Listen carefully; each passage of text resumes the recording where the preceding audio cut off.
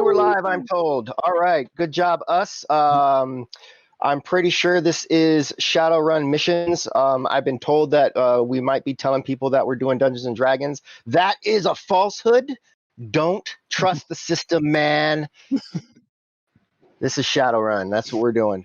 So, awesome. Last time we left off, we were taking a break from driving all over God's creation in the containment zone. Running away from other people and finding weird and dead people. And then there were some tensions, if you will, And of course, they decided to try to resolve those tensions as Shadowrunners are wont to do. And that ended up with Chris getting his head shaved. See? So I lost the bet, man. You know, that's what happens. That's what happens. He couldn't do nothing. He was just like laying there, and she's clippers, you know. But no, more seriously, you look good, Chris, man. Trying to match his character, which we'll see in a moment, because we finally got all our initial character art done. Nothing super fancy, just some quick stuff done for each of the characters. So with that, I think we're gonna run through them. I think let's pop up Ian's character first, if we can see that. Pretty sure.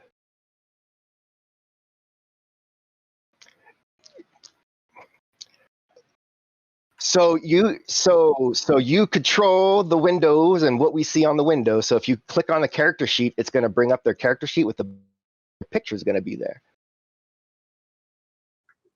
Etienne, we'll start with Etienne, and then we'll just go in order.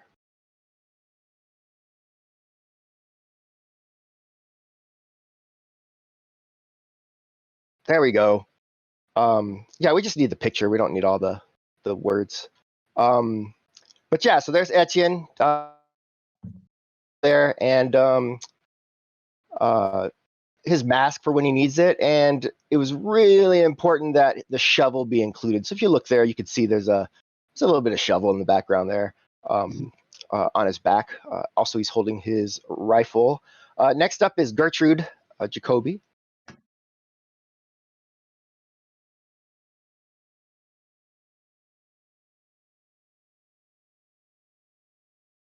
She looks so cool. Yep, there we go. Got that. Well, in her hands, a dagger, if you will, but it's an odachi. Very, very hefty murder sword. Also, she's got her little striped shirt, leather jacket, and her hair's all tied up real nice. Your art looks like you. I'm so excited about this. All right. Next up is Kaida Norell, the Nocturna elf.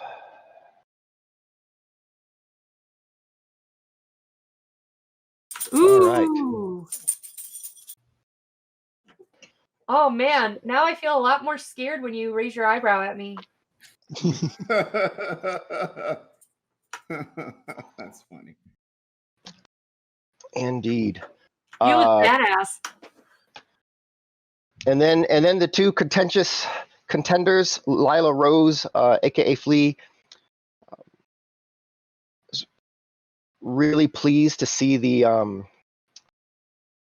how the art turned out on this, because it was really hard to explain to the artist what we wanted to do. But it ended up being rather simple in the end. Just a little bit of duality on the face there. The little Red Riding Hood robe and a handgun, Really cool. Got some nice heels in those boots. Heck And yeah. then finally Satchel.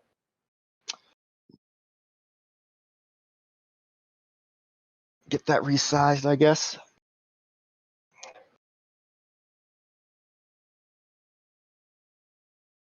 There we go. Yep, and there's Satchel, just kind of unassuming, regular guy. Head matches the player now, and he's got his cane now. And this he's very relaxed. Normally, I don't think he's supposed to be that relaxed. He's supposed to be, kind of acting like he's super, But like I said, this is the initial art. It's awesome, man. Yeah. So thanks for bringing all that up for us, Tom, on tech. And now back to our regular what we're showing on our screens. That art is really great. Thank you, Danny. Yeah. If anyone is interested in getting art like that for characters that you're doing, the guy that did this, his name is John Ridley. You can find him at Inspector97, Facebook.com. I'm going to go ahead and put that on our little chat down here, and I'll also put it in the Twitch chat for everybody. It's $20. He'll take your notes, whatever you want to do, and he will do the art. He's not the fastest. He's got a day job, but he'll get it done. And for that quality of art for $20 is really hard to beat. And he just won't go up. He used to charge 10. He finally went up to 20. Keep him up with the times. So yeah, there we go. Art for everybody. We'll see that again as we go. We'll see the tokens, and we'll figure out a way to pop that up onto our layout somehow eventually one of these days. In the meantime, unless anyone has any pressing announcements. I don't think so. We are 2 weeks away from Dresden Files premiere, so that's cool. Ooh, yeah, I heard the cast is shaping up actually kind of nice for that. So yeah, we should. If you join our Discord channel, we'll be announcing the cast here really soon. So. Right. Also, I have some. I think we were. Oh, go ahead, Duryea. What you got? If last night was geeking out, we did an episode. It's on Twitch right now at Daygamer, DAYGAYMER. Last night's episode was Halloween shit. I'm supposed to change it. Originally, it was like Halloween movies, but then the topic just went everywhere. And we said if any of the viewers wanted, if they commented, we were going to change it, the name. So now it's just Halloween shit is the episode. So check it out. And also this Thursday, we're doing mental health stigmas on Talk It Out, which is like a socio-political. That's awesome. Yeah, so it's going to be awesome. Of course, we're going to talk about some other current events too. So that you can also find by subscribing to Daygamer's channel on Twitch. Awesome. And that's all I have. All right. Tom, a note from Chad. Apparently, Duryea is a little quiet. And Why? Yeah, always quiet. It's you, not me. Might be the answer. But also thank you so much, Zachary Allen Carr, for following us.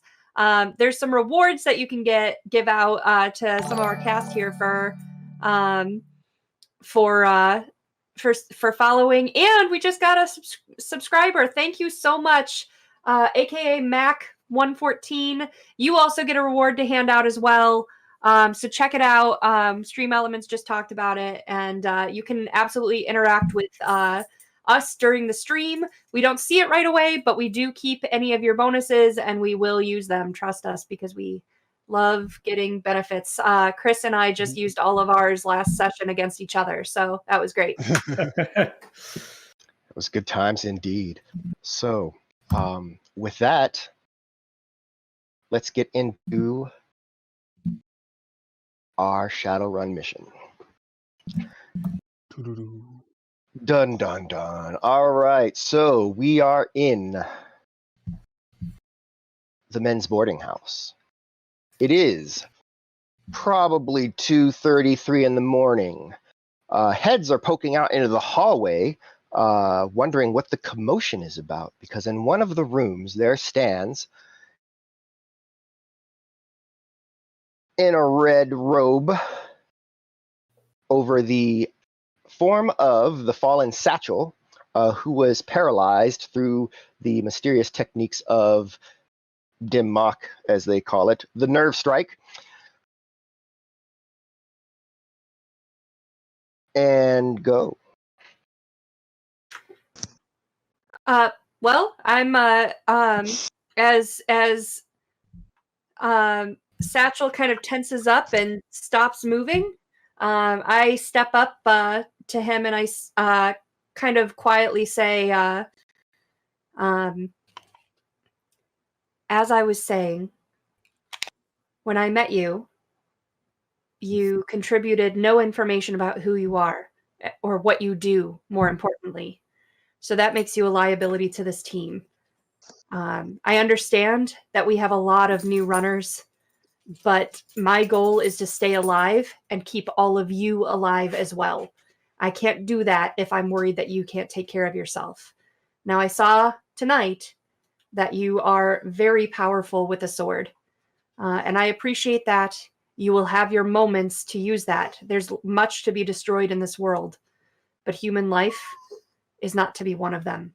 Not on my team. And I need you to understand that. And I'll stop that at that point. What exactly can I say or do? How paralyzed am I? So you can speak. Your agility and your reaction are what's affected, but not your thoughts, not your just. So yeah, you can speak. Oh, okay. I never want to kill anybody, really. It's just the easiest way to get out. I'd rather not fight at all, to be honest. But when it's time to go, it's time to go. I'll kind of give him a slow nod and say, can you follow directives where if we say there's not to be wet work, you can stay your blade? I would prefer to stay my blade, actually. Like, yeah, let's please just not put ourselves in that position. All right, as much as possible, let's not let tonight happen again. There is a life lost to be mourned. Almost two. Now, if we fight a creature, a monster, a spirit, someone that's out to murder us and we have no alternative, by all means. But so far, I have felt that you to be a loose cannon. And that's why I wanted to have this discussion with you. But I feel like after this, we have a better understanding of each other.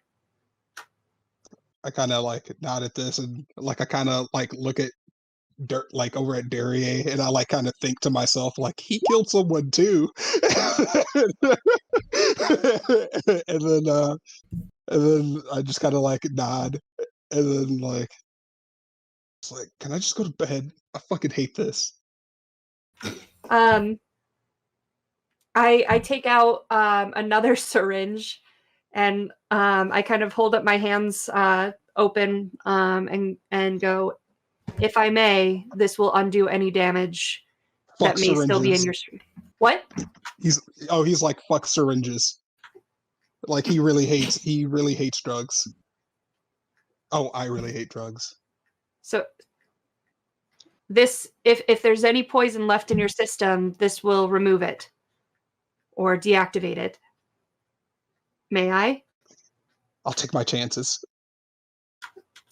All right. I put the syringe away, and I look to what's Daria? What are you doing? Well, I've been awake the whole time. I've been awake the whole time. I've just been watching. So because I was watching because I'm thinking all this, I knew that this was going to be something that was either going to make or break the team. And from what I peeped about Flea, she's not necessarily, she's calculated. So I wanted to see what she was going to do. So when I heard the first part of her speech and she was just trying to talk, I decided to stay inactive unless I had to intervene. But after seeing how it played out, I just continued to feign being asleep. Okay, so you're still pretending you're asleep? At this point, yeah. All right, I'll look at. I have no reason to. Yeah. Go ahead. I'll look at it's Kaida, right? Kaida. I'll look at Kaida and seeing him still resting, I'll kind of turn away and we'll have our conversation in the morning.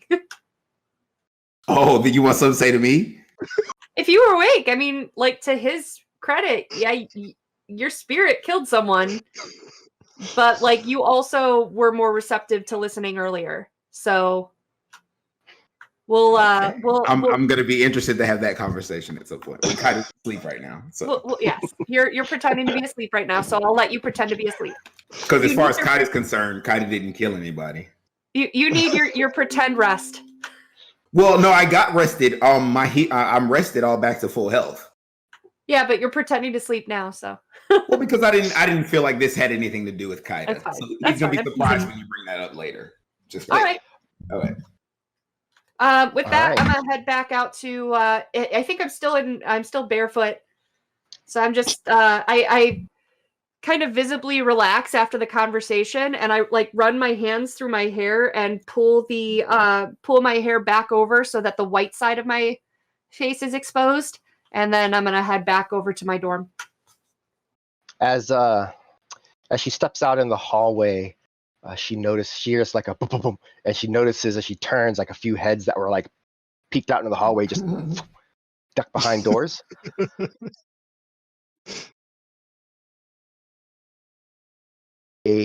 Out of the boarding house and around the corner down the street back to the shelter, where she does notice once again 4 ladies just kind of quiet down as she walks in. They regard her for a moment. One of them's eyes kind of cast down to her feet, seeing that she's barefoot. Another one just kind of nods, and they wait for her to pass by before they resume whatever it was they were talking about.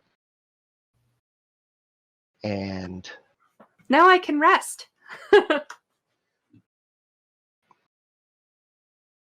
So does everybody who was not asleep go back to sleep? You regain your ability to move within about 5 to 10 minutes.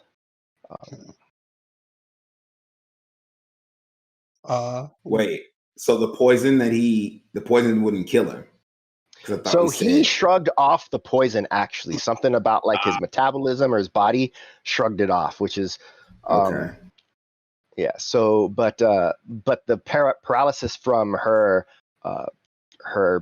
attack moves wears off after 5 to 10 minutes.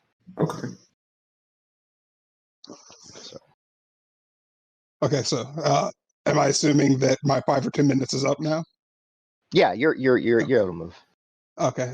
So I kind of get up, kind of like shake my neck out or whatnot, and then like, since it was a very like rough day, I pull out like my chill BTL, and then try to just soothe myself because I'm pretty amped up right now, and I just want to go back to sleep and just forget the day even happened. All right, sounds good to me. Hey, somebody in chat, explain what a BTL is while we continue on. All right, so isn't that a sandwich? Yeah. Yes, it's definitely a sandwich. I put turkey on mine. It's a very special sandwich. So that's like a BTL2, a BTLT. That's just a turkey club now. A BTLT. Yeah, a BTLT. Yeah. All right. So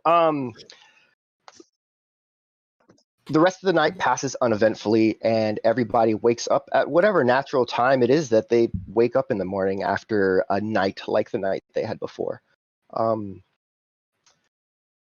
Is anyone sleeping in particularly late? Yes. How late is particularly?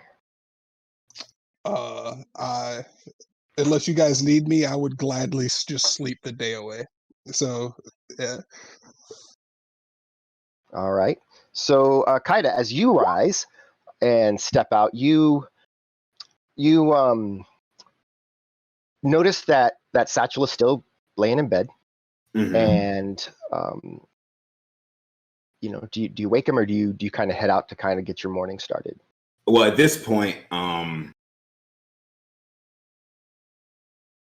going to take a moment when I wake up because I'm not particularly a morning person.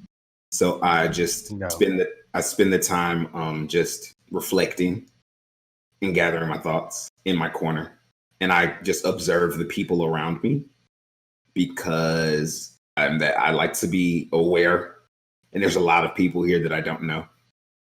So it's essentially I'm staying in my spot for a while. I'm up and I'm clearly up, but I'm probably like in a meditative position. All right, sounds good. What about Gertrude? What is she doing? This is not her normal, place that she stays. What's going on when she gets up? When she gets up, she definitely makes her bed, and the cot she was sleeping on, smooths out the blankets or whatever is available to sort of tidy it up.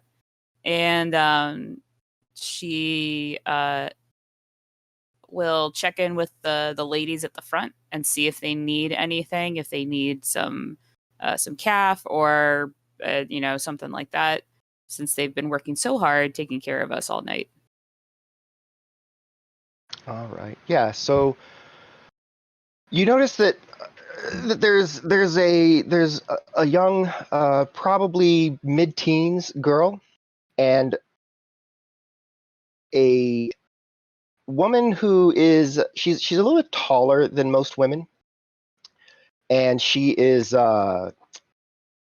makes you think of an orc, but she's not. Her skin is more of an orange color. She doesn't have.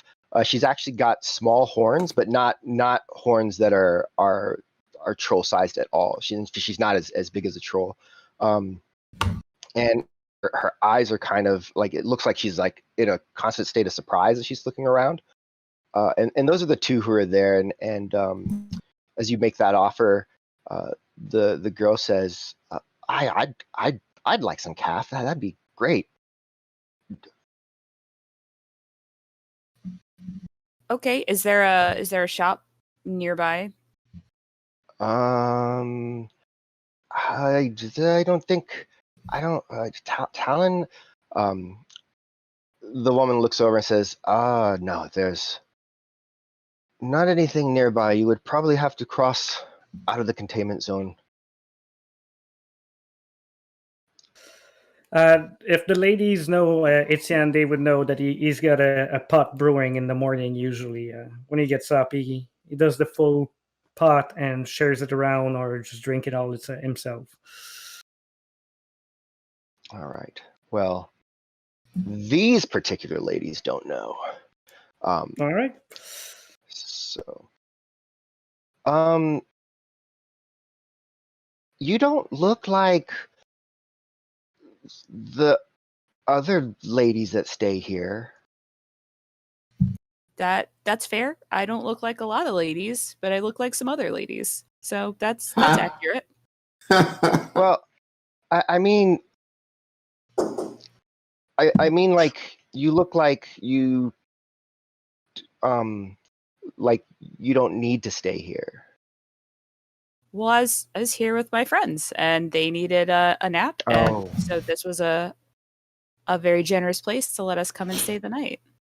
Oh, okay. Yeah, we should always take care of our friends. Mm-hmm. That's pretty good. What's your name? My name is Gertie. Gertie, hi. I'm Tasha. This is Talon. I don't think that's her real name, but she won't tell me any other name. Oh, names are very important, so it's nice to meet both of you. Okay. All right. Well, if you find any calf and bring it back, that would be cool. I will go look for some. See what I can find. All right. Thanks. Talon gives you kind of just a respectful nod, and you step out. Mm-hmm. The street it's cold. There's snow. The street's mostly clear. There's some hard pack ice on it. You can kind of look to the right and see where the garage is, where Darcy is parked. You haven't seen anyone else yet this morning.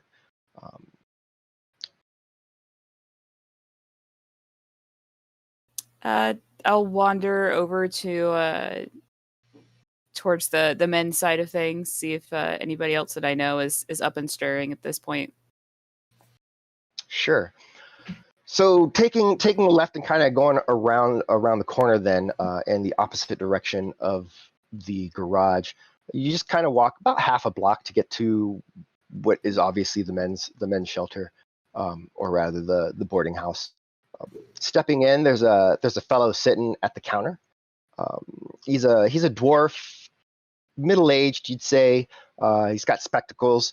Looks up at you and says, "Oh, sorry, this is men's boarding house only.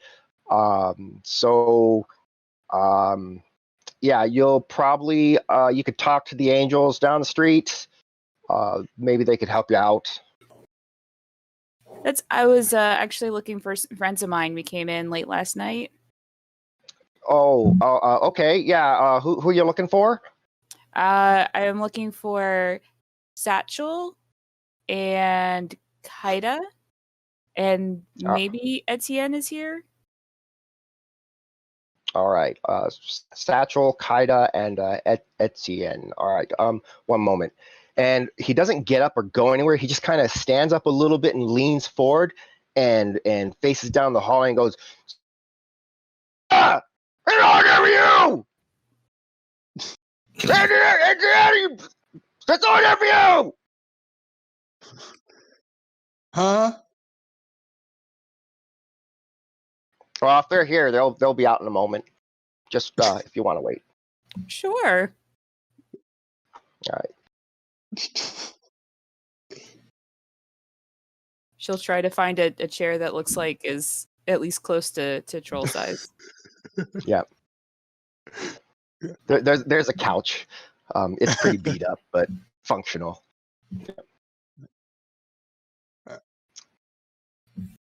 Okay, so I take it I hear. Was that house screaming? No, it wasn't house. Okay. He doesn't actually. He brought you to this place, and he's got some interests in it, but he is not the person. Gotcha. Okay. So it's kind of like stir. Like, what do you want?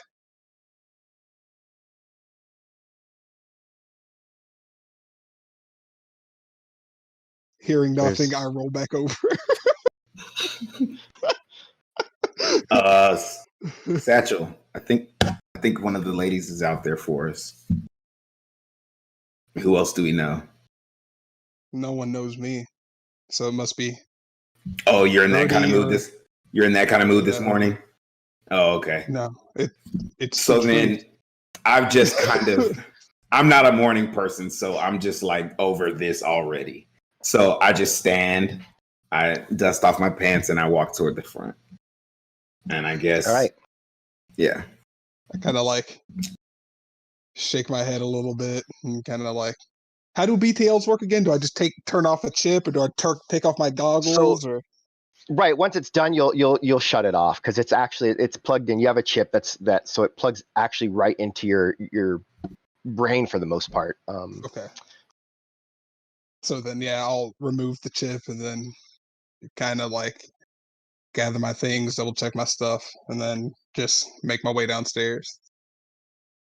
All right. Yeah, so it's a few moments. Kaida walks out first. Slowly, if you didn't know better, you'd say that he was hungover maybe. Just kind of has that like, the lights are too bright. Why are we awake? Stop making noise kind of thing. Is that one of them? Yes, it is. Thank you. Yes, good. All right. Well, if you need anything else, just let me know. I'll happy to help. I appreciate it. Yeah. All right. Goes back to playing whatever game he was playing on his comm. So what's up? Well, it's the next day, and I wanted to make sure that everybody was still in one piece, and figured I'd check on you first. Also, I have the vehicle, so making sure that, everybody is all together. Yeah. Maybe? I mean, well, you know, as far as I'm concerned, I think you understand. I think you and I kind of sit in the same position as far as what's going on. I think the people we need to be talking to aren't here. But well, no, we have to go to the place, to the maker's place. Absolutely. But old Sword Hands is asleep, and he's in a mood. Understandably so, but he's in a mood, and so with that, he does shuffle kind of down.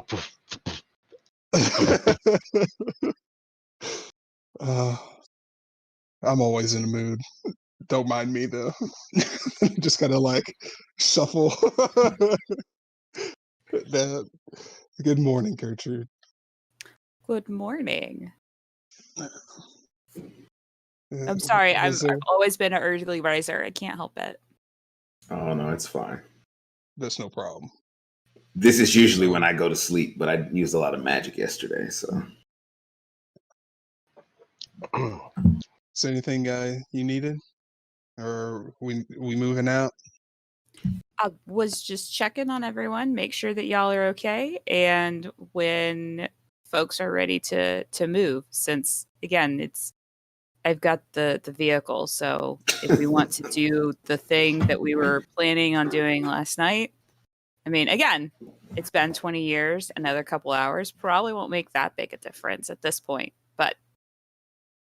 Do you think about asking anybody around here? I didn't. That's a really good idea.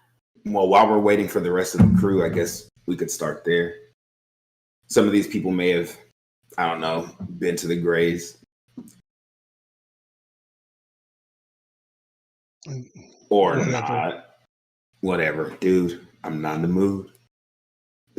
Please don't try me, man. I'm tired. Let's just go. Listen. I know you had a rough yesterday. Trust me, I know. More than you know, I understand. However, not this early, dude. Not this early. As the two of you aggressively remind each other that neither of you wants to get into it with the other. Right, you don't want this. You make your way back towards the main street there. About this time, there is a little bit of activity. It's not a lot. It's still really cold outside, but there's definitely some stuff going on. People are moving in. Some of the people that are staying in the shelter, they're kind of up and kind of going about their day, whatever that entails in the containment zone. Most of you don't really know what that looks like.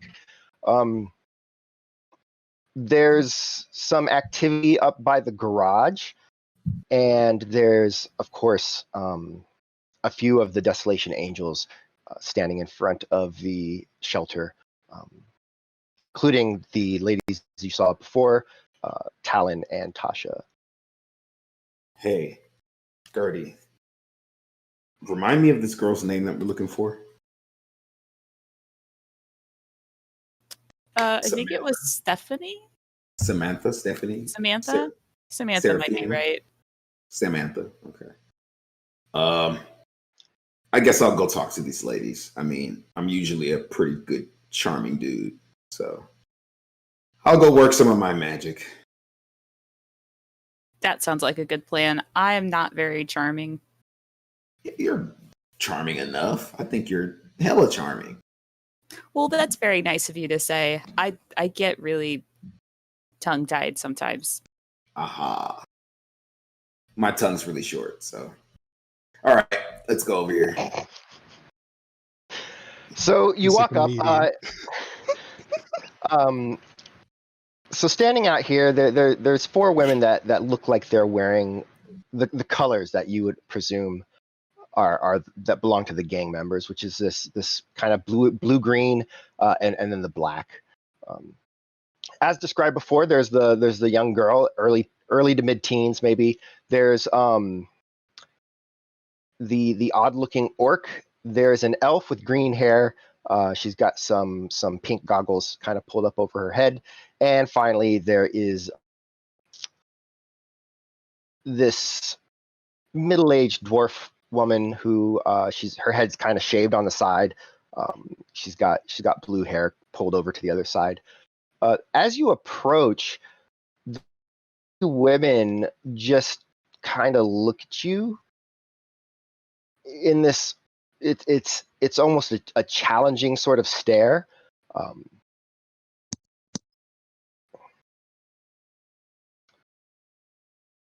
I kind of like. How tall is Etienne?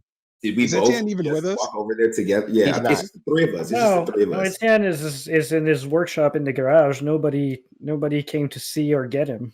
I didn't know. I didn't. Yeah. So here's the thing, dude. You know a little bit about the gangs here, right? A little bit. Are these enough to avoid them? You think we should avoid them? Why didn't you say that when we were making the plan 5 minutes ago? I wasn't what plan? The plan to come over here and ask them questions, and now we're halfway over there staring at us, and now you're telling us to avoid them?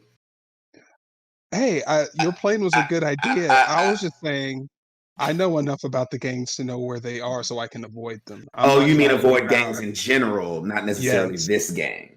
Yes. So what do you know about this gang? You do know that the dwarf woman is the one who drove you and Etienne to the pizza parlor the day prior. And I know that her heater's bad in her car, and that she. Wait. Really how do you know about her car heater? How do you care? How do you know about her car heater and road safety? She took me to the pizza place. She dropped you off last night. Yeah. So you have an in with this woman. I wouldn't really say that. They almost kicked me out of the car a couple times.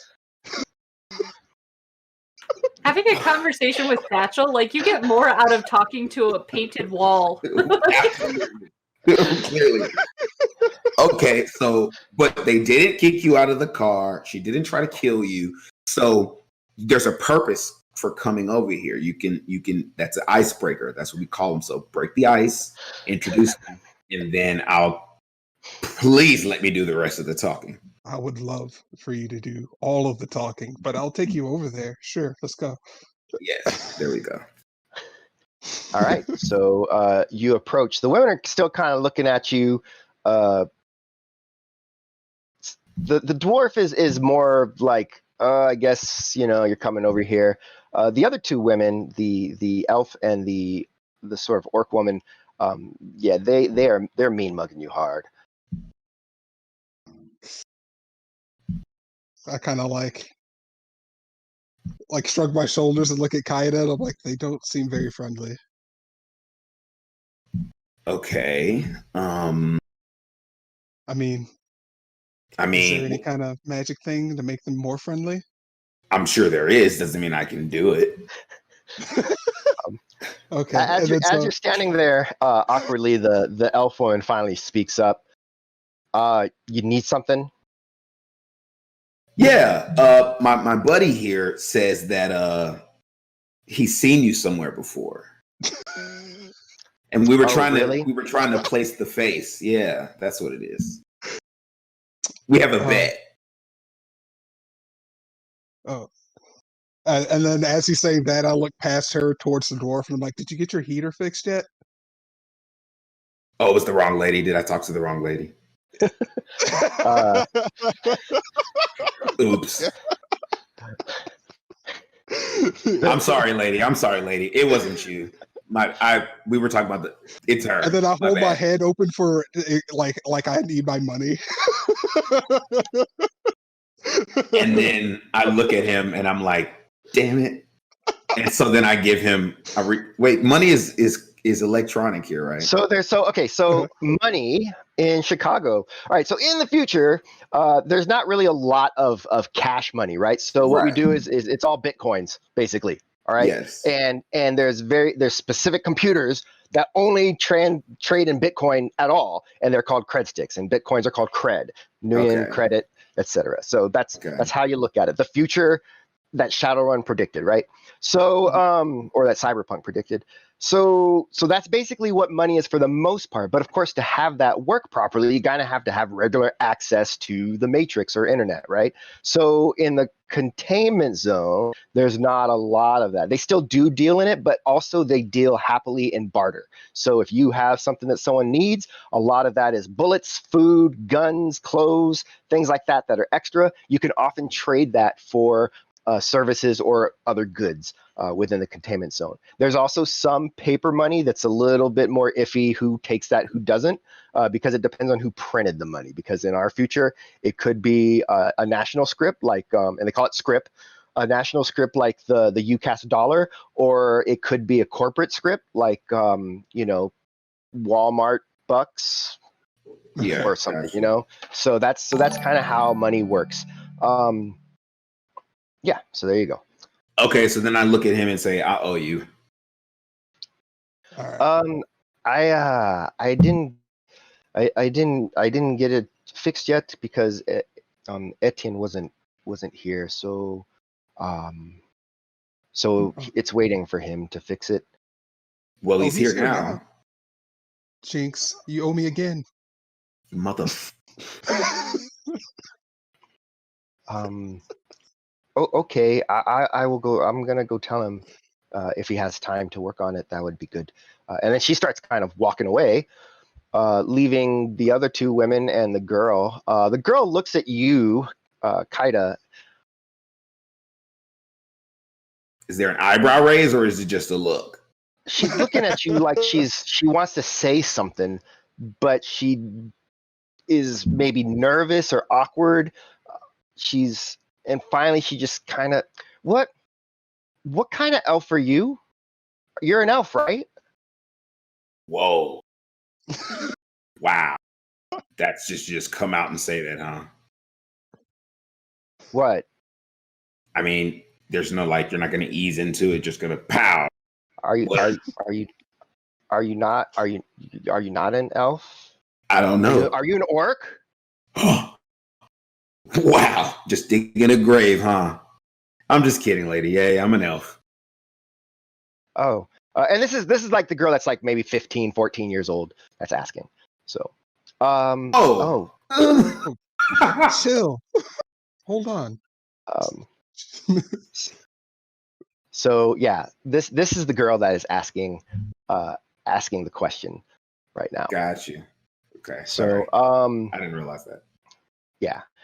I never seen an elf that has black fur. Are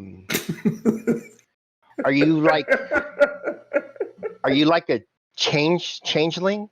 Oh my god. I heard about changelings. So at that point, Kaida just looks at all the girls with her and just goes like this. Nobody's gonna get her and get her together. Well, nobody's gonna say anything. Y'all are gonna keep asking questions. I mean, so sometimes there's different kinds of elves. Like Talon is not a regular orc; she's a Oni. Right. You can tell because her skin's orange. Okay. So you have black fur, so you must be a different kind of elf. Because Syntha doesn't have fur, does she? And now she's kind of, you feel that attitude kind of creeping at her. Right, right. Girl. Right. So this is the Kaida. Kaida's all about respect. And so it's really hard for him to like be disrespectful, but he's getting there because he just feels like she hasn't been, and he's from the South. So she's just hitting all these red markers. You don't talk to adults like that. You definitely don't ask somebody what kind of entity they are. Right. So I say, instead of answering her question, where are you from? Right. America. But I mean, before. Right, exactly. So at that point, I don't know how tall this girl is, but I get close to her and as patronizing as I can, I say, I'm the kind of elf that you don't fuck with. Uh-oh. Oh my God. So, like, you're the kind of elf that my sisters are about to kick his ass right now. And you do see that the Oni and the elf, like, are kind of spreading out and making a little bit of room between themselves. And then at this, I kind of like... And she's just kind of looking at you, like, with her chin kind of up. Yeah. Just... Okay. Then she starts laughing. I'm just fragging with you, man. I know what you are, Nocturna. You just were coming over here, and it's the women's shelter, and like dudes just coming up to the women's shelter is generally not cool. Oh yeah, our buddy. I'm glad you were joking. I couldn't tell, but I'm glad it was a joke. And no, I came over here to talk to. Well, we had a bet, and then we saw a friend from last night. She had to get her car fixed, and now we're just over here already. And I guess I kind of wanted to talk to one of you. And I point to the Oni. Sup? You know, the sun, unfortunately. Yeah, I heard that's bad for you. I know. It's hard not life for us Nockies. So, I had a question. Okay. We're doing some running, and we had a client. They asked us to find a girl named Samantha. You know, I just got into Chicago yesterday, and I don't really have a run of this. Yesterday, I wasn't born then, but I did arrive then. So I don't know. I guess I need a lead.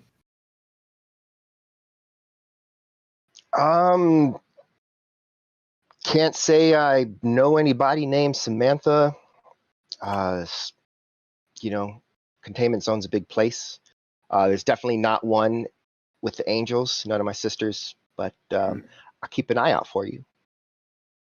You do that. And you know what? Since you were such a polite elf, you know, I'm from the South. How about this? If you do find something out and you let me know, I'll owe you one. Okay. Oh, you laugh. You laugh. Oh, he owes me too. I'm just like behind him, just like, he owes me too. You know, IOUs don't take you very far in the zone. Well, let me tell you this. I'm not from the zone. And if I make a promise, I always keep my promises. And I'm a pretty badass mage. So if you want to have a favor from somebody, it's from me. Make a etiquette test from your character sheet. I didn't know you were sitting me into a trap. I just saw the picture of the girl I'm talking to. This is her? The one with the teeth and the ears? And, yeah, that's the other one. She looks like the type of woman who's just like impressed that I like had the balls to actually talk to her. You know what I mean? She looks like that type of. I like that. Yeah. I like that. Okay, so what am I doing? You're gonna make an etiquette test. So etiquette that's on your character sheet in the skills. It's one of your active skills. So on the left-hand side. Okay, active skills. I see it, and I see it's up there. It is. Okay, click the button. Yep. No modifiers. No modifier. Okay. Boom. All right. So what do we got here? Not bad. Not bad. Not bad. Apparently, Kaida is a smooth operator. Smooth operator. Do do do do do do. Yeah. Durian, right. Your actor energy is super high tonight, and I'm loving it. So she kind of nods finally and says, "All right, well, maybe we'll put the word out and see what we see. You got a number or something? I'll call it." Do I have how does communication work? Because I know Gertie and Flea have ways of communication, but I don't personally, right? You do. It's on your character sheet. If you go to the where it says Matrix, you have a device named there. I believe It's probably like a Renraku Sensei or something. Is there a phone number on here? No, you can make up your phone number. Oh, like right whatever now you want to be. Yeah, well, but if I do that, you just pass her your comm code. Okay, cool. You don't have to remember. I'll say that. Hey, well, here's my comm code, and my name's Kaida, but my friends call me Crazy K. And then I reach out my hand and I throw up an eyebrow, but this is this kind of eyebrow. All right. So she says, "Yeah." She says, "Yeah, I'm Talon." She shakes her hand. Welcome to the CZ, I guess. Glad to be here. All right. The other elf, the elf rather, with the green hair is just kind of watching. She's kind of has a little bit of a sneer. She just turns and walks back inside the shelter. Okay, and then I turn to Satchel and say, "And that is how you break the ice." And then I walk back toward the men's shelter and leave them there to ponder. The girl starts giggling as you say that. She's and then lets y'all walk away. Gertrude, during that whole discussion, what were you up to? Well, they said that they had it handled, so I wandered towards the garage because clearly, if someone says they have something handled, they absolutely have it handled and don't need any help at all. Especially when it's the two of us. Yeah. Making your way to the garage, you find that the back is open and inside is Etienne, a pot of soy calf, not full, but it's still there on the brewer, and Darcy looking ship shape in the garage, dry and warm.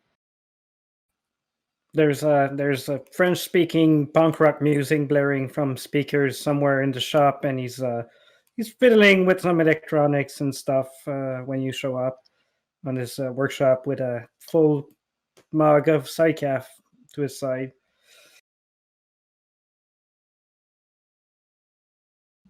Hey, Gertrude. Come on in. Oh, yeah. Fines. I don't think I knew that this was your garage. I mean, okay. I opened the door for you yesterday, and when you all went away, I stayed in. Behind that door right there is my room. That's where I live. Oh, well, thank you. Thank you for having us in your garage house. It's okay.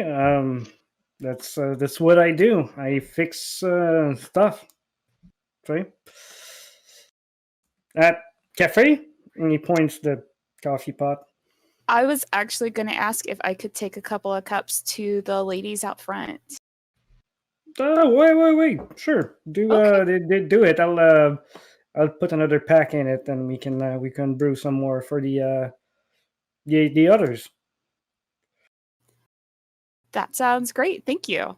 And I'll grab up some cups and take them back out front. Probably right as the two of them are walking away with their mission. Gertrude, tell the others to come to come here. If you guys didn't understand that that was my place, I guess you should tell them that it could be our meeting point. Well, it might have just been me. I don't always pick up on things like that, so it might just be me. But I'll mention it. He shrugs. Like I had maybe, but you're the first one who showed up, so I assume the others don't know.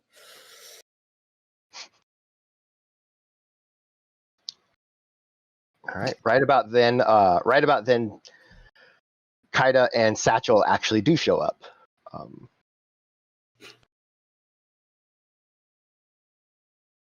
Hello. Hey, buddy. I mean, hey, not you. We've been together the whole time. I wasn't talking to you, Satchel. I was talking to. Etienne. He looks between the two of you like, did you guys get married during the night? Because you sound like an old bickering couple. Just took the last of the soy calf, but I'm making some more if you want. I Why need is everybody some. so mean? Desperately, I need some. Please. Is there a spell Sarah. for quick calf that I can cast?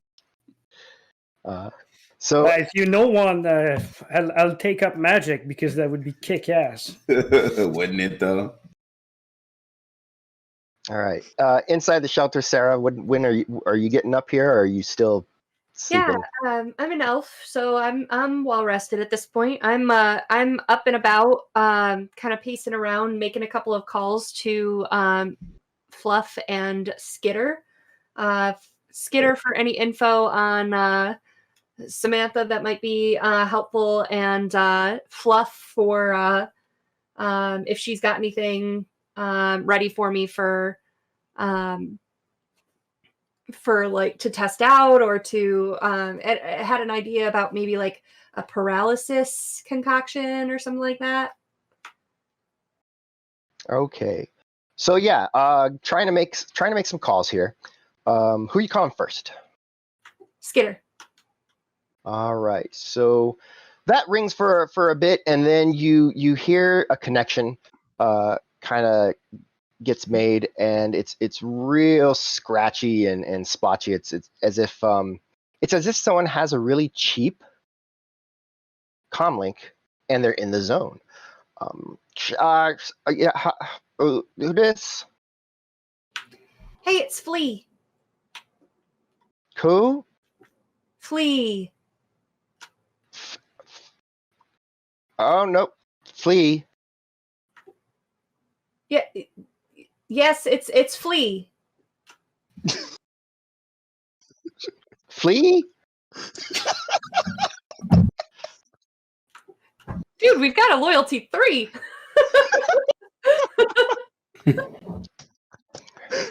Flea? So, you weren't named Flea until last night. Yeah, well, I was. We were just using Lila before, even though we shouldn't have been. But fine. Hey, it's Lila. Oh. I see. Oh. It's one of my sins. Really? Like when Lone Star looks and they scan your thing and they're like, Flea. And then they just let you. Oh, that makes so much more sense. Good morning, Wow. Skitter. Wow. Okay, yeah. All right. Okay. What's up? Question for you. Got a job. Okay. Trying to track down any information on, and I pull up the file that was sent to us. Mm-hmm. On a Samantha, what's the last name in the file? Oh shoot, the last name was. Oh crap! There's a last name. Samantha Carroll. Samantha Carroll. Sounds right. Should have told the girl the last name. That's what my notes say, but that doesn't mean it's true. Yeah, if the note says it. Disappeared quite a long time ago, but wondered if you've heard anything. Apparently, she's resurfacing. We're trying to track her down. See if you had heard anything through the grapevine. Samantha Carroll, missing 20 years, randomly shows up. Man, what are the odds that someone who's been missing for like 20 years is suddenly like on the radar again? That's so weird. Low odds. I think we both know coincidence isn't really a thing here.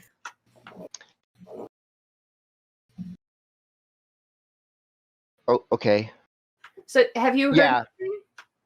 Well, I've heard a few things. about so there's definitely been some people talking about someone named Sam. I thought it was a guy, but at the Maker Collective. But people are kind of in and out of there all the time, so you might want to try there, and if not, then you might want to try there. Maybe I'll keep my ear to the ground for anything else that's going on. Zone's a big place. Hey, did you hear somebody attacked the airport last night? Like killed some person. Yeah. That's crazy. Yeah, so be careful if you go around there. They're really suspicious of everybody right now. I mean, it was just totally unprovoked. The CZ is a really dangerous place, so you be careful out there, okay? No, I'm good. But check this out. This is the dumbest thing. They stole a jet, but then gave it back. Dumbasses. Yeah. I mean, who gives if I stole a jet, right? If I stole a jet, I would just fly out of the CZ, man, and then I'd sell the jet. That's worth at least 10,000 million. Yeah. Anyway, hopefully they got paid even more than that. Yeah. Well, Skinners, it's always a pleasure. Thank you for the info. If you hear anything else, you reach out, okay? And I'm gonna ping him 300 new yen. Oh, hey, thanks. I'll get some new shoes. I know you've always got my back. Thank you. All right, so there was that. What? That's what got me. That's what got me. She said, what? Oh man. All right. Calling Fluff. Yeah. All right. That one rings a little bit, and then it finally kind of picks up. Yeah, what? Hey, Fluff. It's Lila. Hey, what's going on? Hey, just letting you know, I tried out that little concoction you gave me yesterday, and just to let you know, we've got it's not as good with someone who's got a high drug tolerance. So I think it probably still needs some tweaking, but I'm gonna keep trying stuff out and giving you feedback. Okay? Yeah. Okay. Question for you too. Have you do you have anything for something that might be usable is like a paralysis thing? That way we can avoid poison when necessary, but they stop moving when you need them to. You scan? Yeah. Just come down to the collective, and I got some narco. You could have narco. They'll just put people right out, but it's an injectable, right? If you want to just patch them or something, you got to inject it. But you could put a dart gun, or you could put on a rifle or something, or just just stick them with a syringe. Yeah, just get it. It's we got some here already. It doesn't move very fast because a lot of people don't like to use it because you got to actually stick somebody with it. You can't just contact whatever, shoot them. So anyway, yeah. So just come on down to the collective. I'll be there in a couple. What is it? Oh, man, it's early. I will probably be there sometime after lunch. Just come on by. Anytime you want. Awesome. Do you have another round of what was it called? Retro. Do you have another round of it? I used the one, so I could use a backup. Yeah, there's plenty of that around here. I mean, that's just that. That's we take leftovers from all the different things. And we just mix the things, right? That's how we do it. It's just you've got a customer today, so I'll see you when I see you. Okay. All right, great. Yeah. Just see you later. Also, Fluff, huh? if you've heard anything about a Sam or a Samantha around the collective,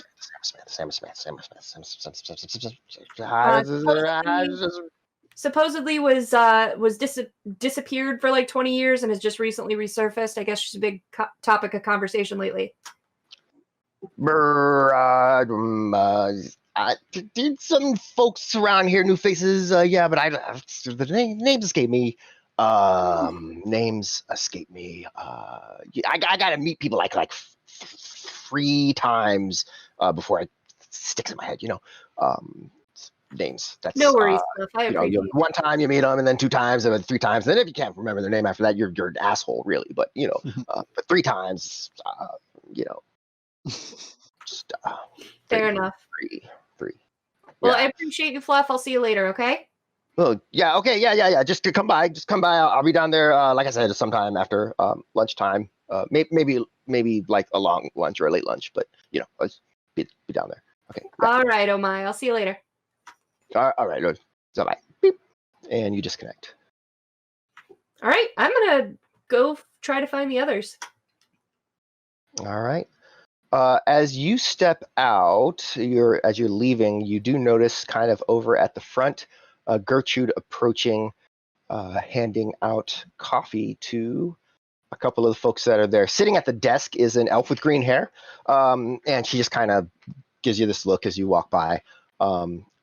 It's not a challenging look or anything. It's just kind of like one of those like, whatever.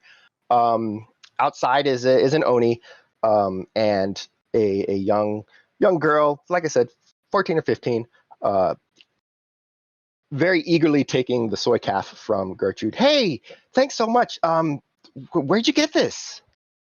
I point around the corner to the garage and said, "It's in there if you want some more. If your friends want some more." Oh, is it that French guy makes it? Yeah, he's got a machine that makes it. Wow, you ever hear him talk in French? I think so. Really, he says weird things I don't understand, so I assume that's French. Yeah. I always thought French was like bad words, but apparently that's just something made up from a long time ago.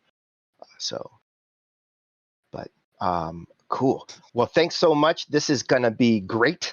I haven't had soy calf for like a week. And then she takes it and steps inside and announces boldly to the elf that's in there that was scowling at everybody that I have soy calf and you don't. And then that conversation happens. Talon kind of nods. Appreciate it. It's cold out. We'll keep in mind that the Frenchman has soy calf. You might not. I hope I didn't share his secret. Yeah, I'll come back and my garage would have been raided for all my soy calf. Thank you very much. You said I could tell. No, it's fine. I greet Gertrude. Morning. Were you able to find the others? Yes. I think everybody is in the garage now. They're very grumpy in the morning. I mean, they're not necessarily the greatest conversationalists throughout the day. But I got a lead. Apparently people have been talking about Samantha or Sam around the Maker Collective. So I've got something else I need to do there anyway. So it might be good for us to do some legwork over there. Yeah, that sounds good. I think that's a good plan.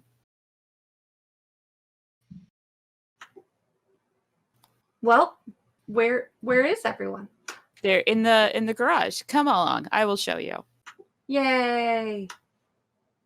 So she shows you to the garage that you parked in the night before. Oh, here.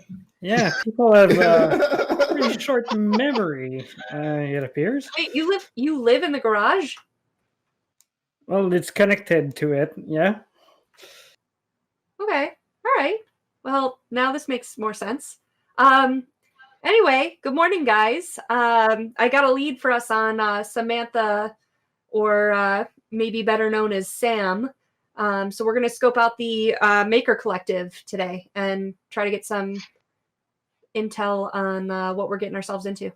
The Maker Collective. Oh, that makes sense. It was noted in the files they sent us last night that Maker Collective was a good place to start. Always wanted to go there. All right. If anyone wants to make a roll for if you have Chicago as a knowledge skill at all, you can go ahead and make that roll. If you don't, this has come up in every episode, and none of us do. None of us have. Yeah, all we have is one person has gangs, and the other person has black markets and gray market. Hey, try some gray market.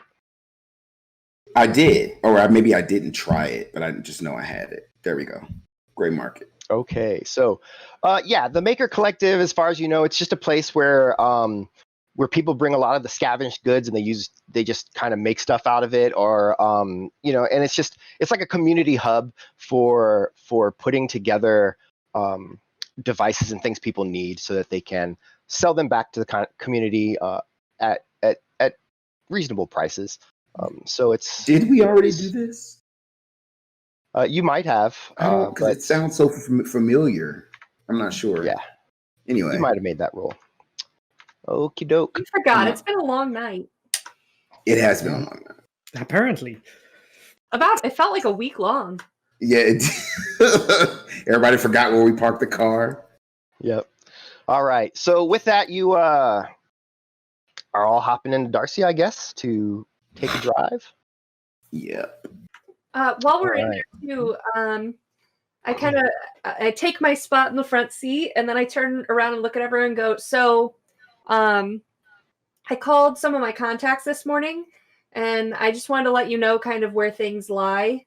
I kind of look concerned at Kaida and Satchel and go, word has gotten out about the airport that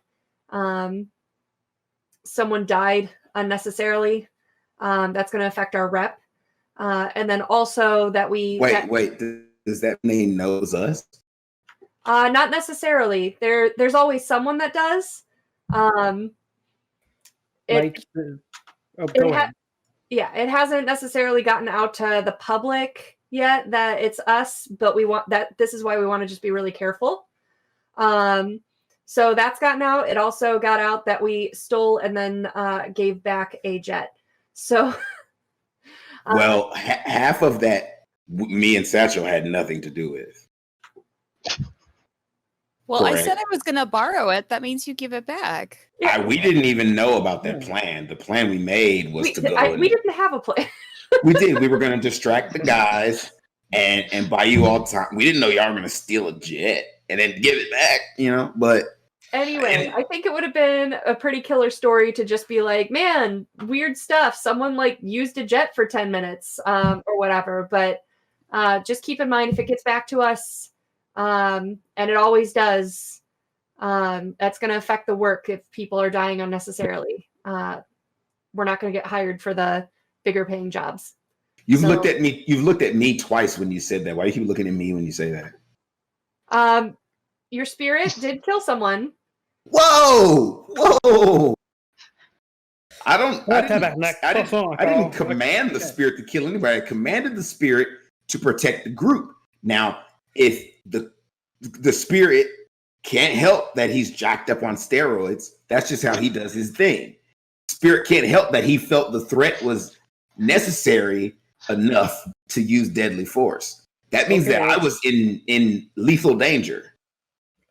Okay, if I remember correctly, we had this discussion yesterday in the van. We know that it will potentially come back, considering the fact that Princess knows she hired us to do stuff there, so she will know it was us. But let's try and move past that and get to work for today, okay? Please, yes, just please try to be specific with your spirit so that those kinds of we can't, like, I don't know about you guys, but I'm not into wet work. So I should tell my spirit, protect us, but don't kill anybody. Why? Exactement. Is that an option that I have, then, Game Master? You can tell your spirits to do certain things, and depending on how well you treat your spirits is how much they listen to you and the spirit of what you want them to do. So I could have given the directive of not to kill anybody, and he would have just, can. Even though that hit was a massively powerful hit, it just would have It probably would have chose.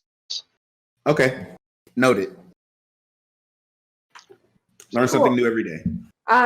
But I do want to talk about that. Like, is there anyone here that like really, like, I like I said, I don't do wet work. If there's anyone that like does, then maybe wet work this should means be our what? last run together. Yeah. What does wet work mean? Yeah, I don't That know means that murder. word. Murder. I don't murder people, but I'm not going to get murdered either. I mean, if it's me or someone else, it's always going to. I agree, but I think that there's different scenarios where, like, if someone is out hunting us and like is going to kill us, I think that's an exception to the rule. But us trying to place a box and someone getting murdered is not cool. Makes sense. That's why they invented stick and shock and rubber bullets. And this kind of just he feels a certain type of way about this conversation. Kind of always feels a certain type. He of does. way. He feels this type of way about this conversation, and then he just retreats within himself, and he just looks away from the two of them who are talking. But to be fair, if someone gets close enough to me so they get the shovel and he points at his back, that's entirely on them. We're forgetting that I had 2 rifles in my face, and the spirit killed one of them because he probably thought they would have killed me. And I mean, I didn't to make them put the rifles in my face. Yes, but your friend chopped one of them almost in half. Our friend. I met him. Gertrude, you are approaching a checkpoint. We're just arguing in the back of the truck. Then I'll turn around and do the shh. It's a checkpoint. We gotta be on good behavior. Do I need to do the cloaking spell again, or do you think this is going to be or is this checkpoint not going to be a problem? What's going to happen is our driver is going to make an edge roll. And Etienne is going to put everything on silent mode as far as deck and other illegal Matrix active also, device. Keep in mind that you do have some things in there that you can use to make that edge roll not just be a 1 dice roll. That's true. What do we think? You have NERPs and stuff like that, right? I do. Yep.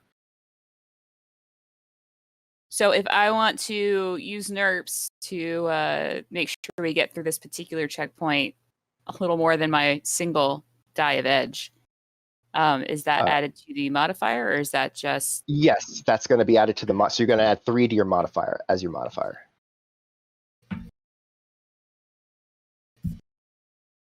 Okay. All right. That is... Wow.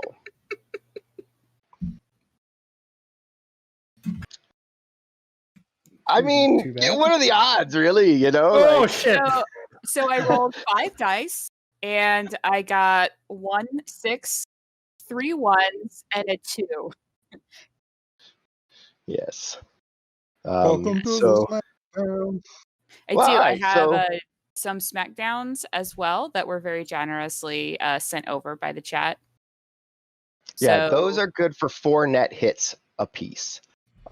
So just keep that in mind. Do it now. All right, we'll use one of those SmackDowns then.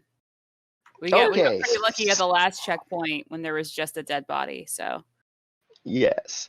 I mean, you guys floored it out of there, so it could have been a lot worse. But all right, yeah. So you actually, as you're driving up to the location, you notice that there is actually nobody manning the booth. There is it just looks like there's just not anybody there, which isn't odd. Sometimes checkpoints they just don't have anyone manning the checkpoint. Sometimes you get lucky that way.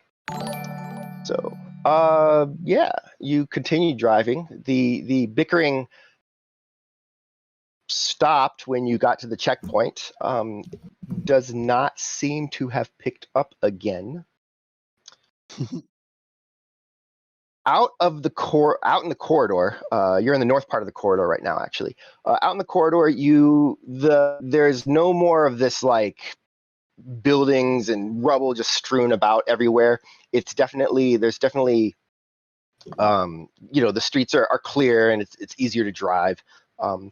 Snowplow probably hasn't been through recently, if ever, but the snow is packed down just from vehicles driving. You're heading north up along, what is it? For those of you who are from Chicago, it's Narragansett Avenue. I said that completely wrong. But yeah, so you're driving north up that. You pass what used to be the Ridgemore Country Club on the left. It's still got some golf course stuff going on. And then on the right, there is there's a parking lot with a large, what used to be probably a department store, maybe a grocery store or what have you. In a general neighborhood, there's actually AR here, just a little bit, not a whole lot. And in the AR, you can actually see it says Maker Collective above the department store. Yeah, it's big parking space, lots of room to park. Hey guys, I think this is the Maker's Market. Hey, it is smart, huh? Smart guy. It's written right there in the AR, and he points in the air. Yes. All right. This mage is where are you parking? Us all. It's daytime. I'm sorry. We'll park sort of away from some of the other cars.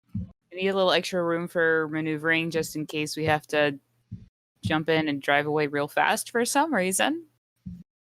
Okay. So Danny, since I've worked with Fluff here before, I assume I've been here at least once before. What do I know about this place? What do you know about the Makers Collective? Well, let's read some box text from the book, because that's always exciting. All right, so bottom line, the Maker Collective is sort of this, I'm trying to scroll to find the thing so I can talk about it a little bit. All right, so it's basically a market that's been co-opted by various just engineers and smart people from the Northern University of Evanston. And they've kind of, they got together, they took over this spot, and now they've set up workshops, they've set up some storefronts, and really they're just using it to kind of just become like an electronics mall, if you will, for the neighborhood around, right? So it's a combination of things. So they have their electronics, but there's also, there's clothing, anyone needs some sort of technological entertainment stuff, just almost anything gadget like you can find there. There's also places to like drop stuff off, and you can get paid for finding any good scavenged items that you find. And so then they use that and they put it together. Also, people bring stuff in for Fluff so that he can turn it into things that he is selling to people. That's the general gist of it. I'll look at Satchel and go, if you still have that comlink and that Ares off the Predator off those guys in the basement, you can probably sell it here if you don't want to keep it. I just kind of like look at her, and then I'm just like, thanks. And then like I'm like looking to see where I can, hawk this stuff. All right. So you pull in to the parking lot, and everybody steps out of the vehicle and gets ready to mosey into the Mall of the Bakers Collective. And with that, we're going to take a 10-minute break, and we'll see you on the other side of that break. Thanks for joining us, everyone. Don't forget to join us on Discord and Patreon. I'll drop the link for our Patreon. I just dropped the link in Discord. And we'll see you in 10. Hey, everybody here is way nicer than their characters, except Jen. She's like the same.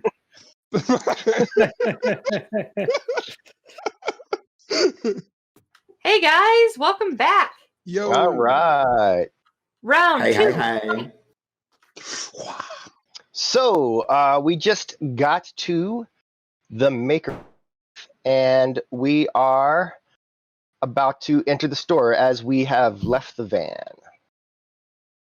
Let me pull up my note. And I did lock the doors and turn on the anti-theft device.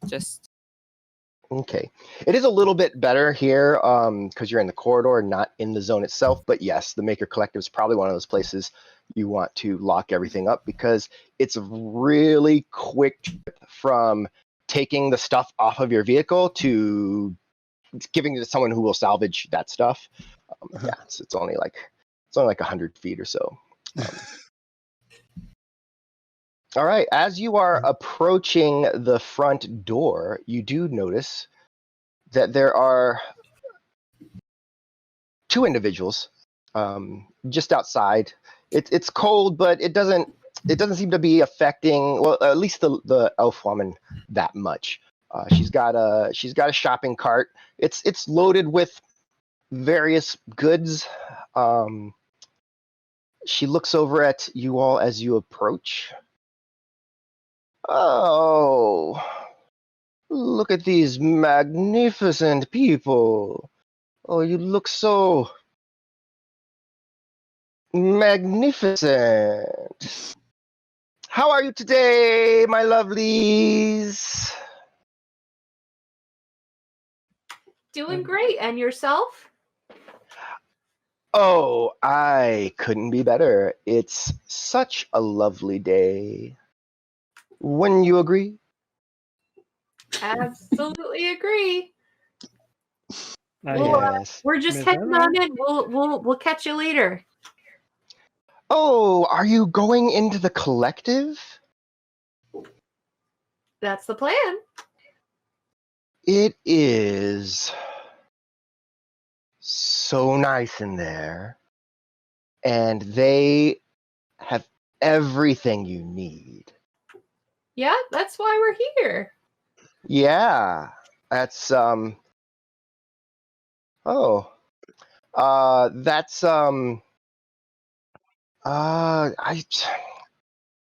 was weird.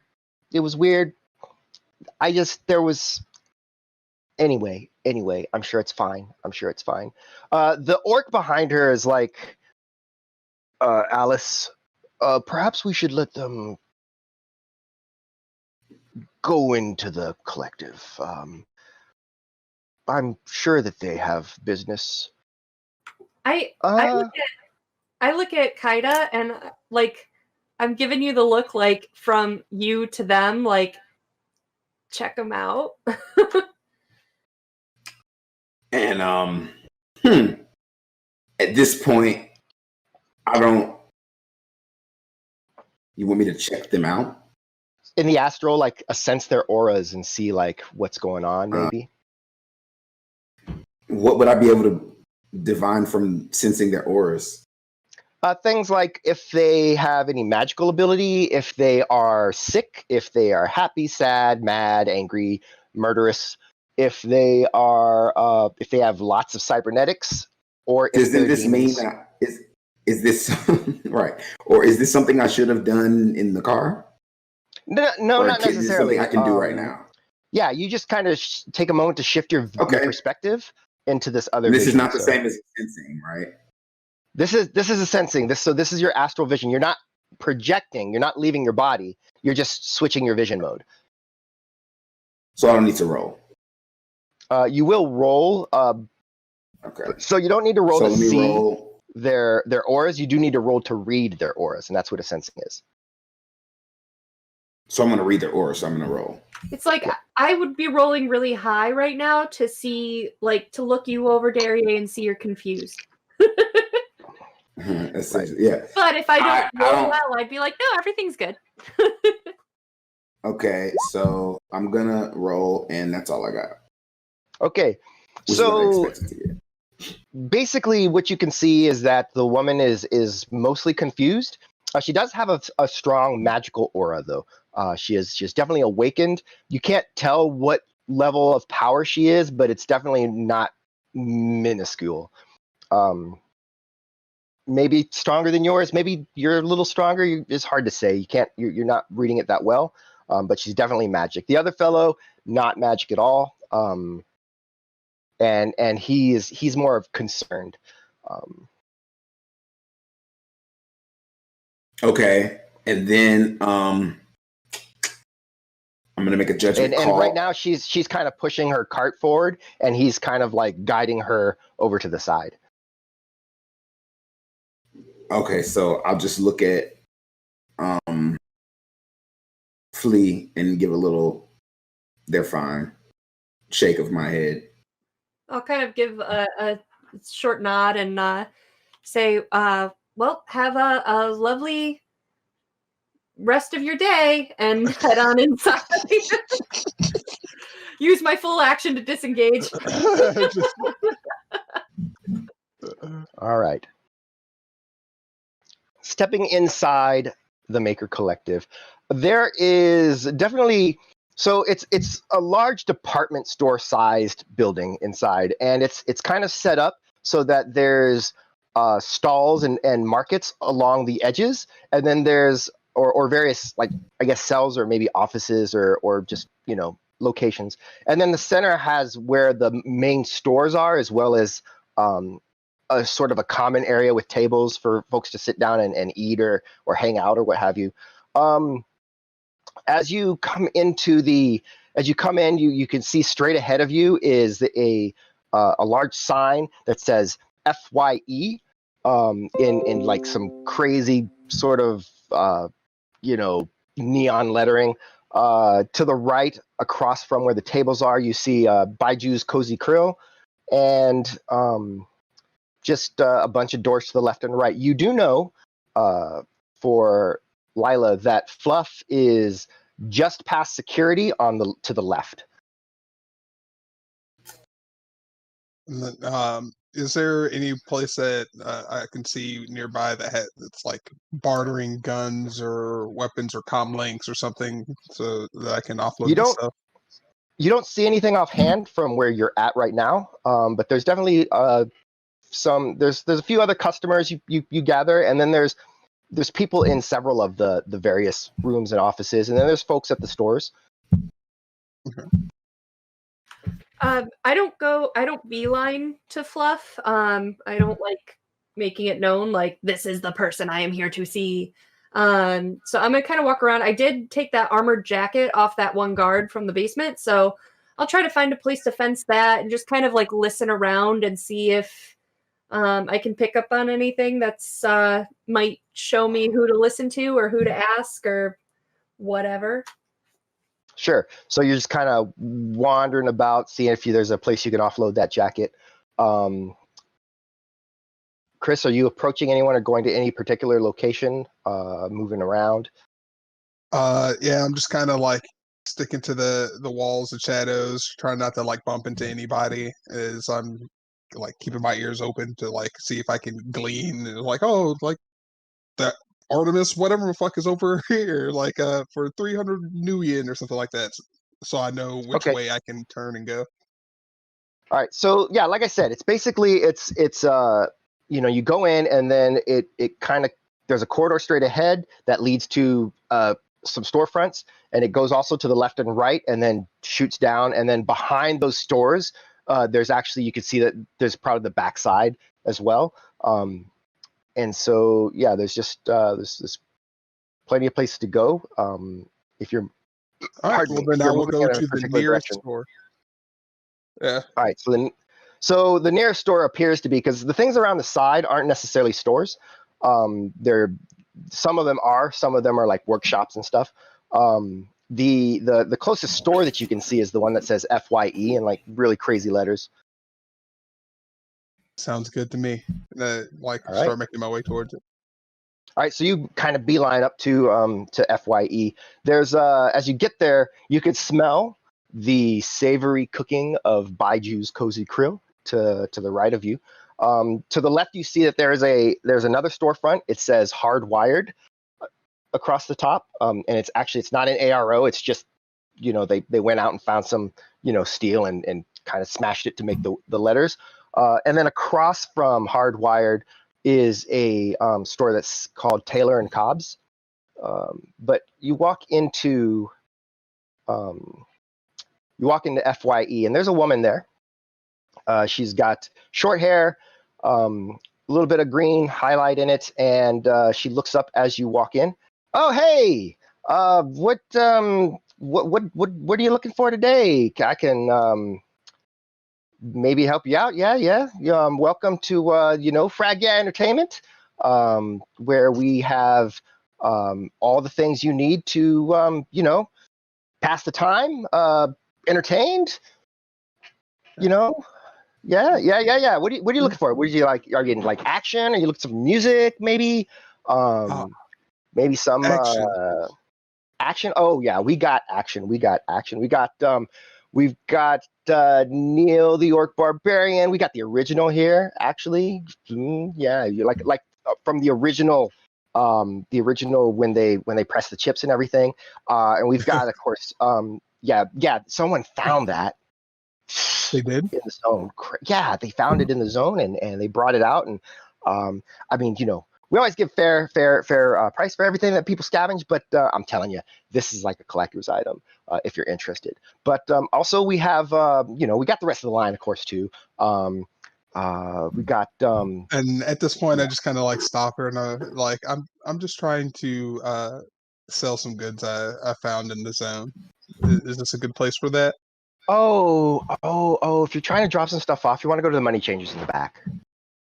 All right, appreciate you. And then I kind of like hobble off. All right. Well, hey, come back though. I mean, if you're ever looking for anything, we got pretty much anything you can find. All right. Bye. Yeah, and I just keep walking as she's saying that. Just walk out, and I try to make my way to the money changers in the back. All right, so you're heading to the money changers. What's anyone else doing? Etienne is going to stop at every workshop to see what they're doing and enthusiastically talk to people and go like, oh, this is interesting. What are you doing? Oh, what's that? I've never seen it. And he's like a kid in a candy shop, running around, having fun, talking to people. So the first two, if you go left or right as you come in. You have a picture of the girl from when she was like 6. But yeah, when you come in, do you go left or right as you're going around? He's going to start to the left. Let's go. All right, to the left. So the first door that you see there as you're kind of walking, it's got the door's open. You can see that says security on the door, and inside is a kind of a middle-aged, maybe a little older gentleman. His hair is mostly short, but he's got like this red shock of plumage in the front and like almost a little mohawk going down. You can tell he's got some cyberware going on. He seems to just be kind of watching something on the comlink in his arrow in front of him. He notices you as you kind of are cruising by, and he kind of gives you stuff. And then is back to paying attention. With a nod. And noticing that it's just security, I'm going to keep on going. That's not unless they have little maps that shows you where the stores are and everything. Yeah, no, it's there's nothing like that here. The next one, it doesn't have. There's just an opening. You see a troll inside. Very brightly colored, garishly brightly colored clothing. There's a lot of paraphernalia, if you will, just kind of scattered around on the various shelves and stuff. This is the location that Lila will be frequenting just a little bit later. Moving on from there, on the left-hand side, as you kind of turn the corner, you see basically 3 women working in what looks to be like a sewing shop or a like a clothing manufacturer almost. There's a loom. There's like several sewing machines. There's lots of racks hanging up, and they just seem to be very busy making clothes, as far as you can tell. With that, he's gonna look inside, look at the clothes, look at the machine they're using, and go like, "Oh, that's a nice model. I used to fix those where I'm from. So, you got any trouble with them recently? I can fix that for you." The 3 women kind of stop simultaneously and look over at you. Where are they at? Here we go. So yeah, they all kind of they just kind of turn and look your direction. The tallest of them is a black elf. She has some facial jewelry, and is very put together, as well as the other elf that's in there with her, who is bald, Caucasian elf that is bald, and then a human with colored hair. So this should be pushing. Apparently, if you've already shared it with people, you can't push to their journals. It's really strange. So, anyway. Okay. Our machines are in good repair, says the woman that turned to you, the black elf. She says, if anything were to go awry, we have what we need here at the collective to fix it. But I'm sure you do. I'm just it's my first time here, and I'm enjoying this site. And same mission. These machine I haven't seen in a very long time. Well, they are necessary tools for our trade. Are you looking for anything in particular? As I said, well, and he looks back and notices that the others are scattered and doing their own thing. He's like, well, I'm here with some friends, and we were, and he scratched the back of his head uncomfortably. We were looking for someone. Have you heard of someone named Sam hanging around here? Samantha, I think. Sam. Sister, have you heard of anyone named Sam? The bald one steps forward and says, Sam. Sounds banal. I cannot say that I've seen a Sam, but are you sure black is your color? I mean, it does the trick, and it doesn't get dirty when I work on stuff. Well, it does, but it doesn't show as much. Do you get anything else in mind?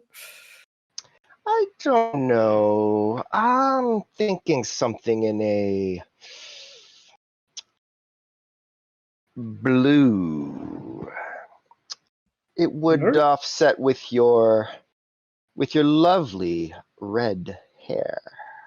What do you think, sister? The human looks up and says, I don't know. He just wants to keep people from seeing the dirt. Black, brown, dark blue. I think your time is wasted on that one, Chloe. To which the bald elf says, There's hope for everyone. I mean, like, I guess I could try blue.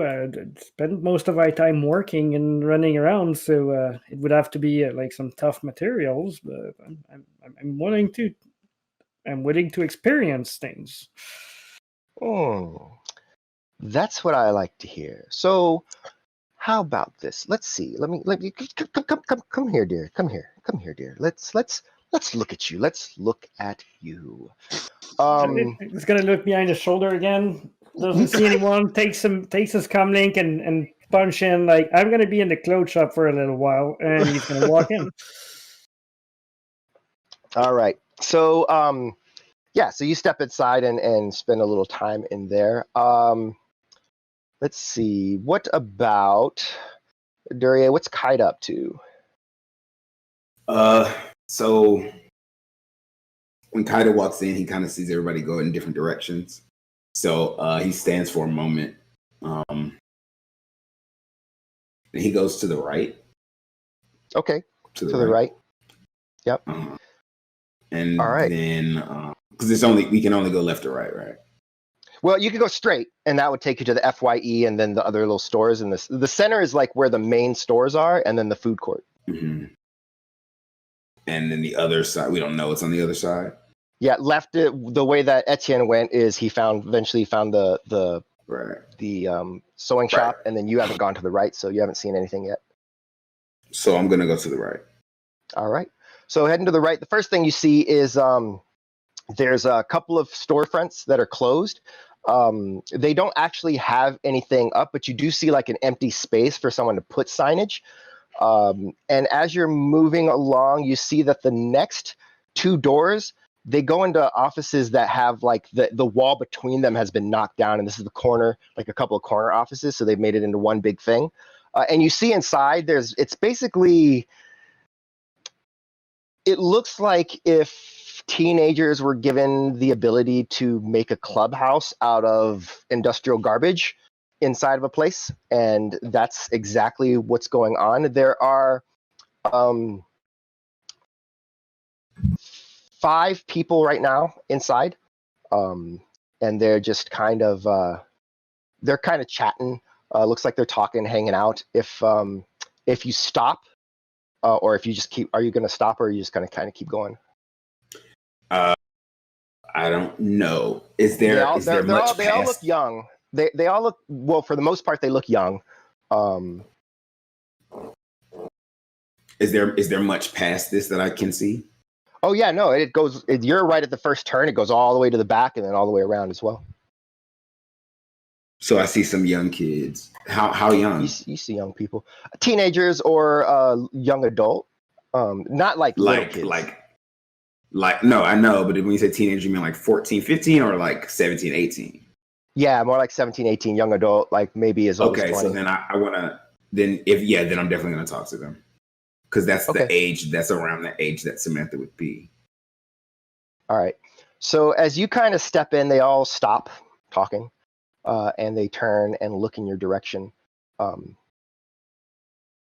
I help you, my man?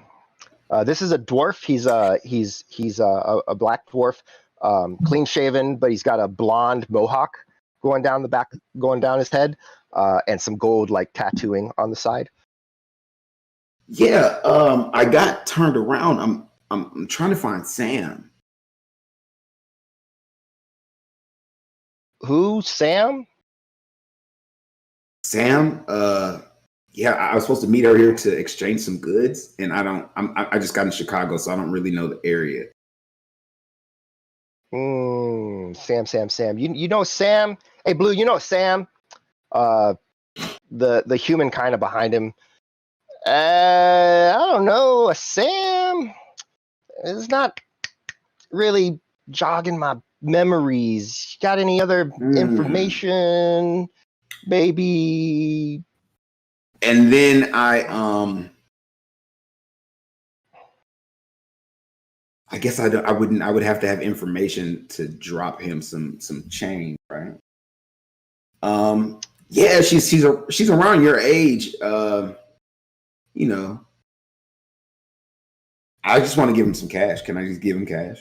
Yeah, you could do that. I was like, If you, I have plenty of information, this type of information, and then I hand him some cash.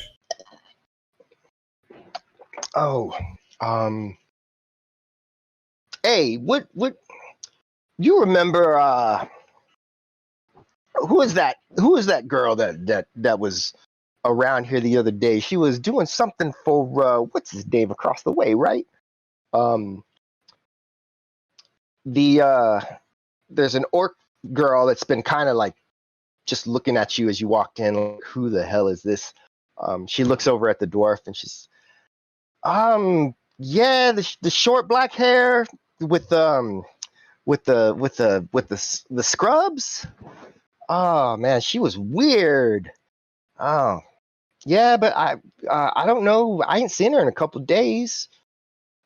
Yeah, I ain't seen her in a couple days, but yeah, she was around looking for like work or something, handouts, whatever. And she's usually here. Does she come by often or just once in a while? Shit, man. Like, the first time we saw her was maybe like a week ago or something. And then, she's just kind of been around a little bit. Maybe she's staying around someplace nearby, but like I said, I ain't seen her in like 2 days. But I'll tell you what, she ain't never changed her clothes. She just got them like blue scrubs and that stupid orange jacket. Man, I tell you, it's she probably needs some work, but I mean, I think I was supposed to meet her to drop off this stuff, so I guess we're gonna sell it. I'm assuming. So how about this? And I hand her some more cash. Say, you take my comm, and if she comes back, you tell her I got some work for her, and tell her to call back. Tell her to call me. All right, man. All right. And then she hands the money that you just gave her to the dwarf, who takes it. Okay. She's like, all right, yeah, man. We got you. You got, if you need any more work or whatever, dangerous crew right here. Dangerous crew. We'll take care of you, man. Oh wait. Yeah. I'm K, by the way. Crazy K. What up, K? The human is like, that's pretty cool. Crazy K. Crazy. Like crazy. He probably spells crazy with the K, man. There's an elf in there as well. She's got like a mohawk. She's like, man, shut up. When she says that, I go, Go ahead. The fifth person is actually an older orc. He's just kind of sitting in the back watching quiet. Mm-hmm. And then as I leave, I see him and I look at him and I just give him a nod. And then I turn and I walk away. And I go back toward where the rest of the stuff is. I keep down the hallway that I was walking. All right. The next door is closed. It says management. Go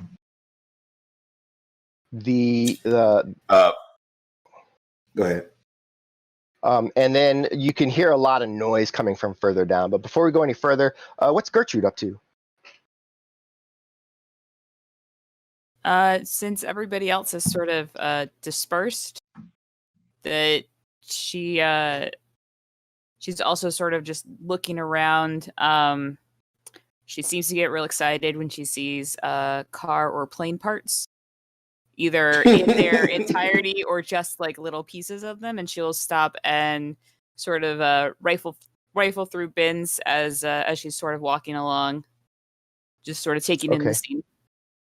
So the first place she'll notice anything like that, Gertrude notices, is in the store Hardwired. It's you could tell pretty quickly that it's basically a store for hardware stuff, just industrial machinery, machine parts that have been refurbished or that have been kind of invented out of other machines. So that's the first place that she'll see that. There's a youngish looking dwarf, clean cut, got a little bit of a like a goatee that swings back into a weird neck beard thing. And he looks up as he sees you. Oh, hey, hi. You're looking for anything in particular? Not really anything in particular, just sort of browsing, looking to see what's going on. Okay. Well, if you see anything that tickles your fancy, just let me know. We could probably come up with a good deal for it. Or if there's something you don't see, but maybe you're thinking. I mean, we put stuff together, just kind of based on people's needs. So just let me know what you need, and we'll take care of it for you. Right? That sounds great. Thank you. Yeah. All right. Yeah. Cool. So just feel free to look around, and if you got any questions. But I'll get out of your hair. All right. The kind of moving on from there, if you kind of move into the back areas, you see that there's an open door, and there's an older orc, and he's kind of got like this workbench full of different pieces and parts, and he's just kind of muttering to himself as he's trying to looks like kind of put stuff together. He's got some soldering irons left, and then he's got some welding gear, and then just board of tools up in front of him. And then the next few doors are closed, and you can see that that's actually where it looks like Satchel is walking down that way.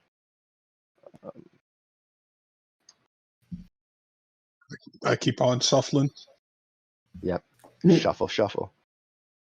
Sarah, is there any place, anyhow that you're doing after you've kind of looked around? Are you like trying to talk to anybody, or? I've been listening to some of the convos, just to try to pick up on anything, whether it's related to Sam or something else that might lead to work, or just information about Chicago, or jobs available, fixers, whatever. And then I want to fence the jacket, and then I'll make my way over to Fluff. All right.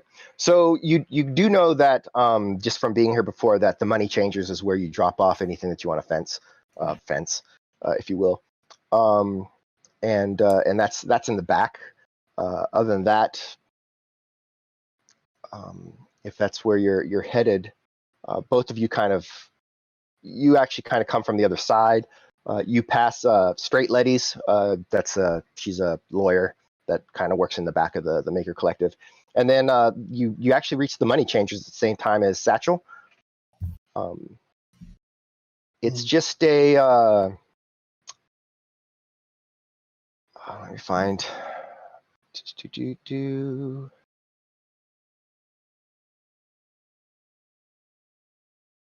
Oh, interesting. Yeah, you find the door's open, and there is a fellow inside, just kind of sitting down. He's sitting at a desk. There's a opening to the right that leads into what looks like a bunch of where the other offices, that the doors are all closed, and it's just, you could kind of look and see that it's just piled full of stuff, just all kinds of random thises and that's. And he looks up at you and he says, "Oh, welcome. Come on in. What can I do you for?" I give him my little monk's bow, and say, "Hi, I got a nice jacket here for you. Got a couple blood stains on it, but I mean, what doesn't these days?" Okay. This is jacket. That's it. That's just you're bringing in a bloody jacket. Just something small today. Got some nice armor. All right. Some nice what? It's armored up, so some good defense to it.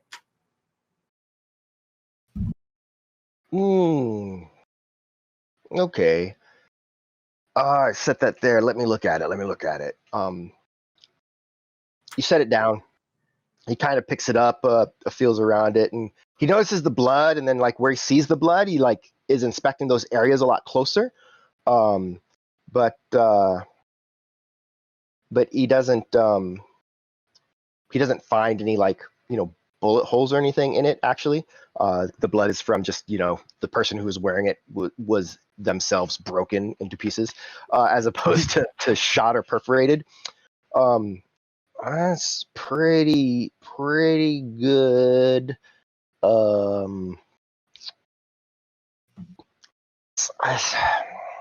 mean, maybe you could get the lettering off, this Janus.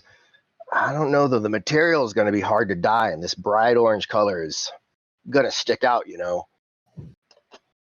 when folks are, especially out in the snow here. So I'm probably not going to get a good price for it on the resale.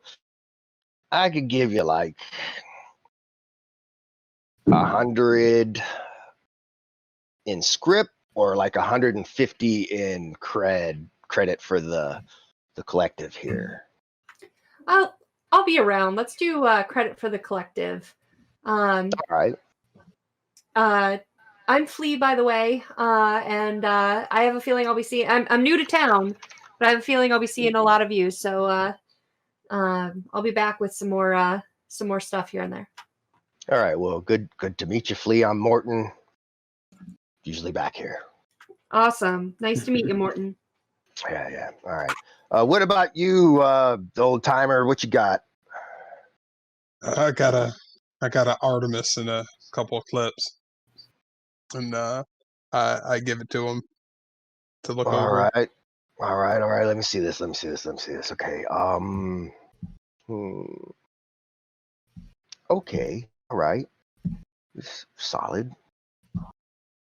Looks like it hasn't been used too much. Hasn't been out on the street. Not banged up. Good quality. 2 full clips. Cool. All right. Yeah. I can give you. I can give you like 200 for this, if you're taking credit for the collective. Or I can give you, we'll call it a 140 cred. What do you think? I'll take the 200 cred. All right. So with that, he kind of notes some stuff down, and then kind of passes you this little chip. Same kind of chip that he had passed to Lila.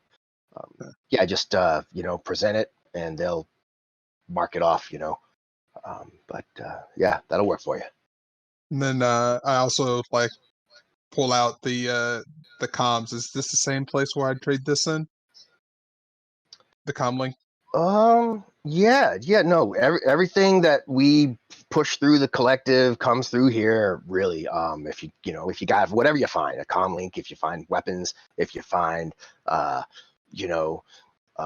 car that somebody done took the wheels off, and you got the rest of the car, you bring that here too. How just about jets? Whatever. You just. I mean, if you got a clean jet, I'm sure you could just land it on the roof. I'll take it. I heard that someone stole a jet nearby. Do you know anything about that? Really? Stole a jet? Like, from where? I mean, where else would you find jets? I would assume the airport. Well, I mean, like there's Midway, which is, and then there's O'Hare, right? So. Oh, I'm not sure where. I just heard a story that there was a jet that was stolen. Either way, I ain't heard nothing about it, but. Okay. And then about the comm link though. Yeah. So what is this? This looks like So this you loot the same place as her, huh? Because that's the same. It says Janus on that jacket. It's Janus here on this comm. So looks like well, I'm just saying this is not a problem. I'm just noticing. So yeah, this comm I could probably give you. I mean, it's very specific. We're probably not going to be able to sell it to any like the kids. They like the new stuff, the brand names and the. But for the parts and everything, I could probably give you like 50 million for it. All right, I'll take it. I mean, honestly, if you know how to work with these things, it'd probably be more useful to you as like a burner or something. Got to be square with you, right? But yeah, if you want to just offload it, I'll give you 50. I appreciate you. And then like, is there any way I can give him like 20 cred back from what he gave me? Or actually, no, I'll just pay him 20 cred for being upfront with me, and I take the combat. Okay. Oh, hey. Yeah, thanks, man. If you have any questions or need anything, you just find me back here. I'm always back here. Okay. And what's your name? Morton. It's Morton. Morton. Yeah. What are you? And then like with that, I just kind of like look nearby and see like there's like a book near. You Kaiser Sose it? Yeah, Kaiser Sose it. So just like look around. My name's Bill. Bill Lading. That's Bill Lading. That's my name. Oh, okay. Good to meet you, Bill. Have a good one, man. I feel like this is one of those moments you look around and go, satchel. Damn it. All right. He sat. Yeah. Okay. So with that, we'll go back to Thomas. Yeah. So they're basically they're taking your measurements. They're getting they're like handling your jacket, like they have you take off the jacket and they're like seeing what it's kind of made of and everything. And the bald elf is really excited about this. The human, she just seems like this is never gonna work. But yeah, they're definitely taking the time to get all your measurements, get everything set up. And Etienne is gonna sheepishly like point out the patch and the writing on the back are kind of important to me, so make sure that it's transferred to what you're doing. Oh, honey, we'll make sure that goes on. What is this patch anyway? I mean, it's probably not gonna, fit with the aesthetic, but if it's important to you, I suppose. I mean, it's let's just say it's a memento from my old group back home. Okay, all right. Sure. I think we have everything we need here. If your name was you said it was something exotic, wasn't it? My name is Etienne. Back home, they used to call me Lapel, and he points at his shovel. Lapel. No, Lapel, and he points at the shovel that's leaning against the wall. Lapel. I'm sure. Well, we'll have a design for you probably in, let's give it 2 days. And if you like it, then we'll put something together for you. How's that sound? Sounds parfait. Here's a number where you can join me, and I'll take my jacket back. Yes, I will join you. Very well. Well, have a brilliant day, and we will see you in a couple days. I'm sure we will. All right. And so you step out of the loom and look to your left, where you can still keep going the way you're going. You see Gertrude kind of moving down in that direction. You see Lila kind of coming back. He's gonna start walking and then turn around towards to look towards where Gertrude is and see the hardwire thing, and go like ooh, and walk straight in there. Okay. So Duryea, Kaida. Yes. You said he is gonna knock on the door there for management. Yeah. All right. The Karen of our group. That's funny. Wow. All right. That's funny. So yeah, you knock on the door. You hear like some paper shuffling, and you hear, yeah, come in. The door, you said it was marked management, right? It's marked management. Yep. Right. Hello? Yeah, it's open. Oh, okay. So then I walk in. I open the door. All right. You see a dark-skinned elf, black elf, sitting there. She looks up. Oh, what can I do for you? Actually, I was trying to understand how the gray market works here and the CZ. I'm thinking about setting up shop here, and I don't know if you have a shop or something like that. Here in the Maker Collective, or just more generally? In the Maker Collective. Okay. And what would you be selling? Well, that's why I have the question. I know it's mostly tech stuff here, but I would be working in magical items. Magic. I mean, we haven't had much interest in sort of same exact reasons you said. There's people they just assume it's tech, but I mean it is more than that. We do have fashion here. That's not tech. You have Taylor and Cobb's, they shoes and suits. I'm sure that the council would be open to the idea if you had, if you were able to kind of run your business in the spirit of the collective. I mean, we are a collective, so it's not, we're not like a bunch of individual capitalists trying to just, make what money we can. We're in this together. But if there's something that you feel you can do, I mean, it still fits in the spirit of the Maker Collective. After all, my understanding, I'm not awakened, but my understanding is that there's lots of materials that need to be made that assist with various spell casting, like ritual stuff or something.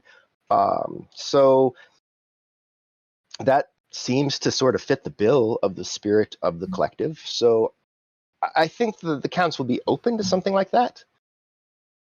Okay, so at this point, because I feel like there's a lot of information that Kaida has that I don't have as far as like magical items or so. Okay, so that is okay. So this yeah, in doing that, I do have a question. I had an assistant of mine. Well, we were doing some work together, and I haven't been able to get in touch with her. But I'm also wondering if you saw her. I actually sent her here to do some scouting. She's her name's Sam. She usually has a short black bob with scrubs and an orange jacket.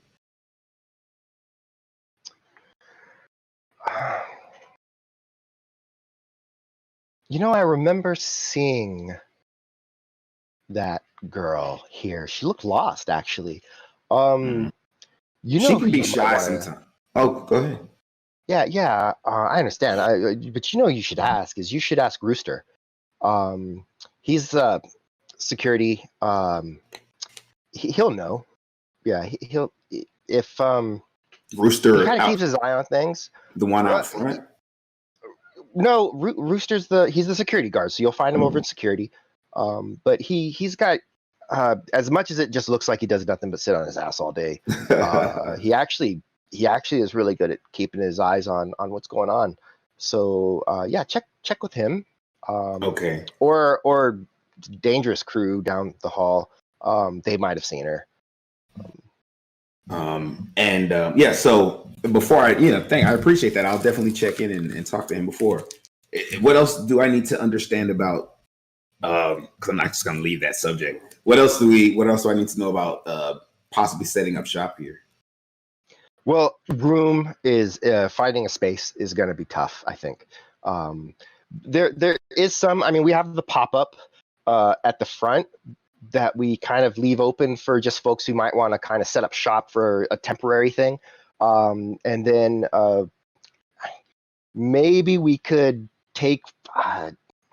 Daddy's not going to like it, but we could take one of the stalls over in the DIY section, because we have a place where just folks can kind of come in and use the machines and stuff that Daddy's got set up. So I like the pop-up idea, so I can test the water, see if there's interest. Sure, yeah, if you want to do something like that, that's easy. We could set that up. We just need to look at the schedule and wonderful, and figure it out. Well, once I get my hands on my assistant and we're ready, I'll definitely come back and talk to you. I'm Kay, by the way. Sure. Kay, Maddie. Maddie, nice to meet you. She doesn't get the crazy because I'm being, she doesn't get that part. Right. And then, so then after that, I ask, which way is security? It'll be right by the front where you came in. Okay. Unless you came in the back by the money changers, but I assume you came in the front. By the money changers? Yeah. Is that what you just said? Yeah, the money changers. That's where people bring stuff in. Okay, understand. Got you. So, but yeah, security's up at the front though. Okay, excellent. And then I throw her an eyebrow too, but it's more of a nice to meet you eyebrow. And then I leave and I start heading toward the front. All right. Her name is Maddie. Maddie. We're gonna need an encyclopedia of the eyebrows. Different eyebrows means different thing. A dictionary so we can read it when we look at your face. That's just how Kaida communicates. All right. It's all through the eyes. So Gertrude, or the brow at least. Go ahead. So Gertrude notices as Etienne steps out of what looks to be like a seamstress shop or something, and then just suddenly woo, and then beelines into Hardwired where that dwarf had spoke to you. But what is Gertrude doing after?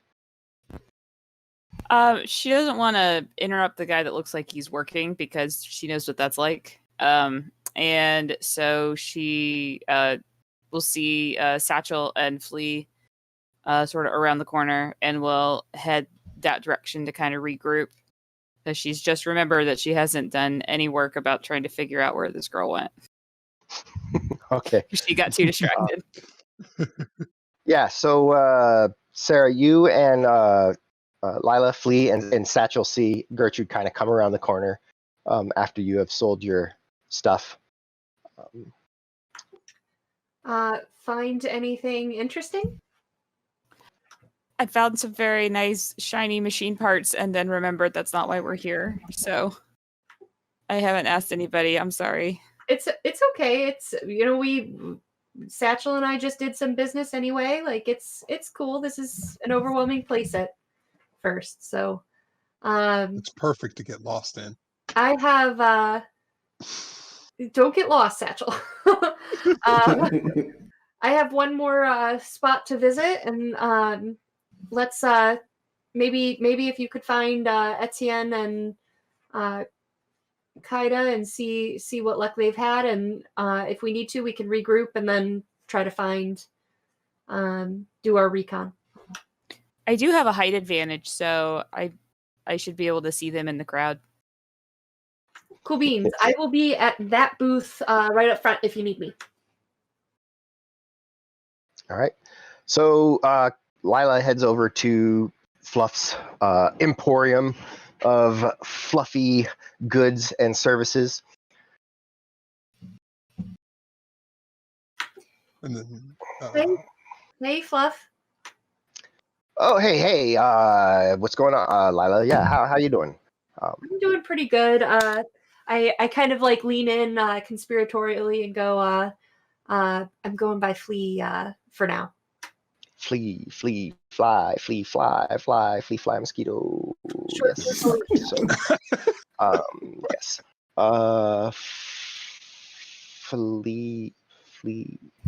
Felicia. I don't get it. It's okay. You don't have to. Do you have the stuff we talked about? Yeah. I got it. It's over here. I got it in case. Just come. Or just don't act. Just wait right there. I'm gonna get it. And I'll bring it right up to you. Do you need the delivery vehicle? Yes. Okay. And he turns down and walks a little ways away. And you see him just kind of, he opens a little case. He's ow.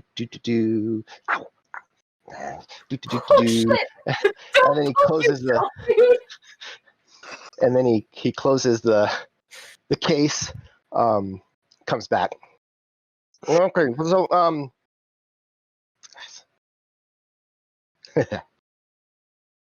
it's numb. Here, so just be careful with that. It's pretty potent stuff, Narcojet. It's wow.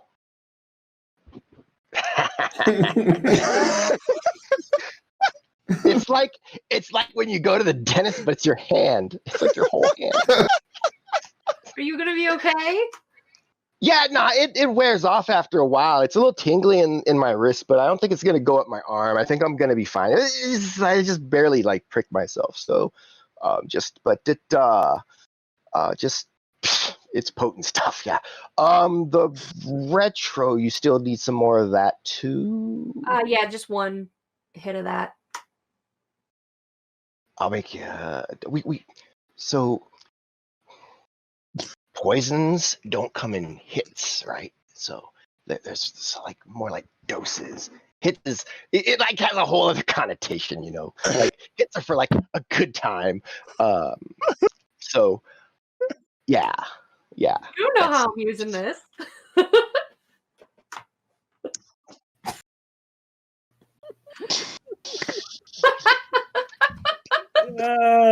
That's weird.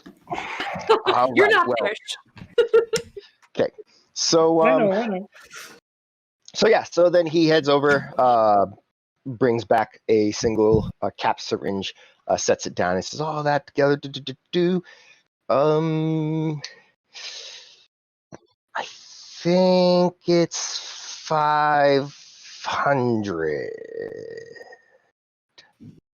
Yeah. Not a problem. No problem at all. And I'll just pick. I'm not gonna. Fluff takes care of me. I'm not gonna barter with him right now.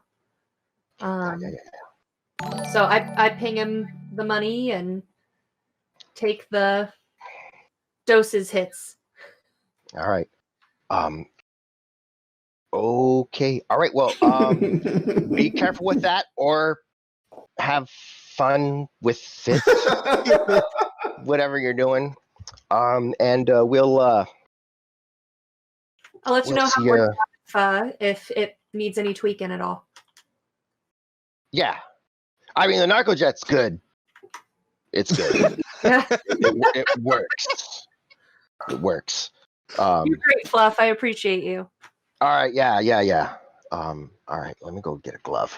Anytime. Do you need any help? No. I'm good. It's a novel experience. Novelty is the spice of yes. Yeah. That. Okay. Bye. Okay. I'm gonna go put all this stuff carefully away and then go find my team. All right. Gertrude, you kind of you know exactly where Etienne is. Satchel's there. You see Kaida heading over towards security. But first, before he gets there, Thomas, you walk into Hardwired. There's just, I mean, it's like Franken machines everywhere, you know, just like toaster putting machines and you know, fans attached to waffle irons, and it's just goofy stuff. And again, the young dwarf is there. Hey, hi. Welcome to Hardwired. Hi. Is there anything I could get for you? It's just not specifically. I'm just looking at all you've got here and all you've done. Did you make a blender out of a 2015 fan and a Tupperware? This is amazing. It is amazing, actually, and it actually you got to be careful with the fan part, because like when it goes for the blend. Anyway, Crater makes them in the back. That guy is big brain. Me, I mean, you know, I get the specs and everything, but and yeah, I'm good with people. So I front the shop. Yeah, I front the shop.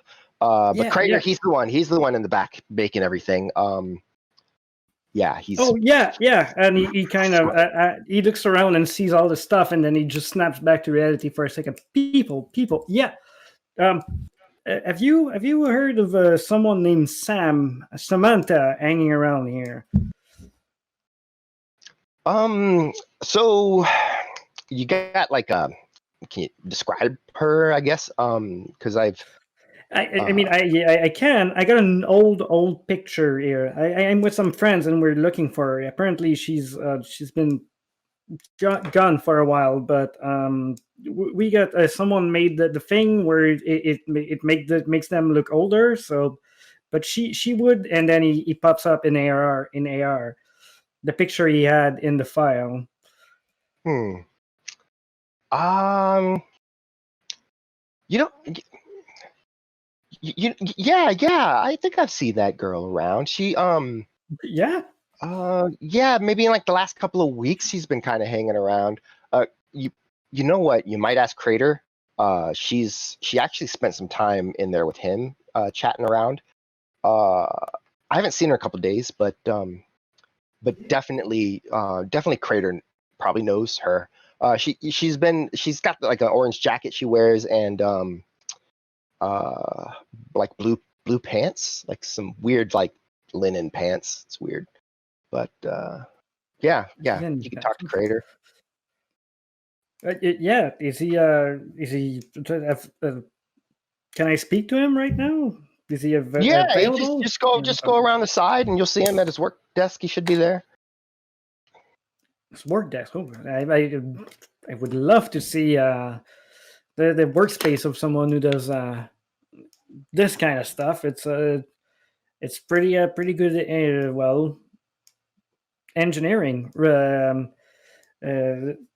scientific, mad scientist level. I love it. Yeah, he's brilliant. I don't know where it comes from really. Yeah. But yeah, go talk to him. Sure. Yeah, Crater, you said, right? Yeah, Paul, but everyone just calls him Crater. Okay, Paul. Yeah, I got a cousin named Paul. Name is Etienne, by the way, or Lapel. Yeah. Etienne. They call me Hardwired.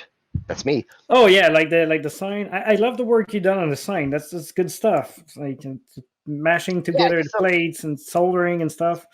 Yeah, just some welding and some, fitting things together. It's as much an art as it is a science, isn't it? Exactement. And he says, into pointing at him.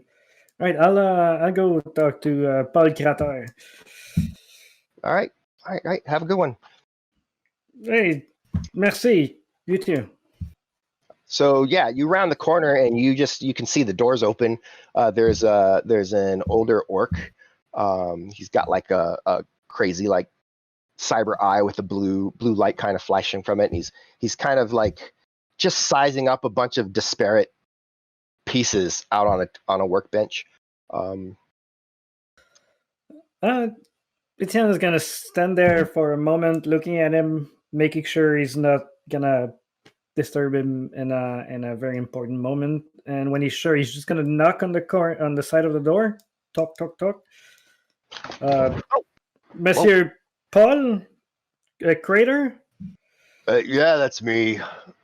Who are you? Etienne. Your friend up front told me that should come and talk to you about Sam, a girl with a orange jacket and blue pants. My friends and I are looking for her, get in contact with her. And before we get to that, actually, I just want to say I'm a big fan of all the work you did with the stuff up front. It's great. I love it. Oh, yeah. Yeah. I was I'm a rocket scientist. So, yeah, exactement what I said to the guy up front. That's yeah. Love it. It's I like working with my hands. Me too. I'm that kind of guy. We can connect on that. But Samantha.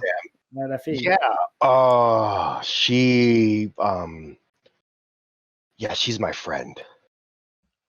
Oh, she is. Yeah. She helped me. She helps me with some of the stuff. Makes it faster to put the things together. I can see them. Yeah, I see how the things fit. And then since she's been here, it's like faster. Intéressant. How does she make it faster?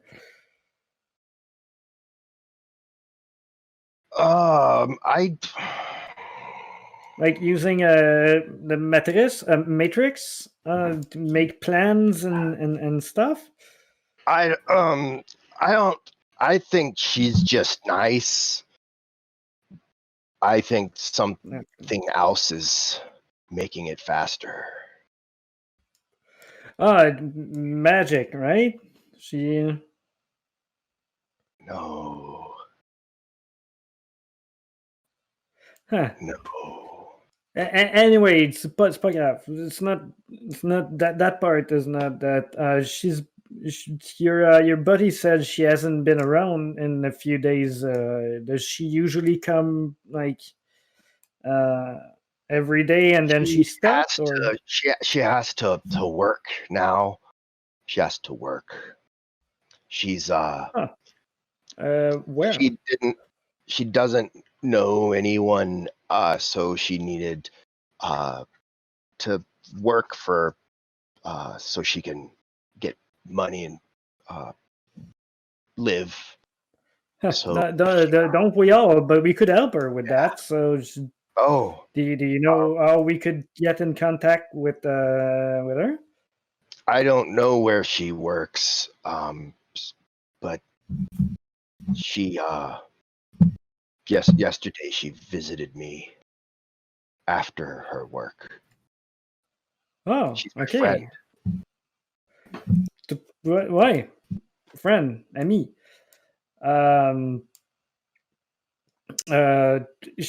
When does she usually come after work? Later in the day?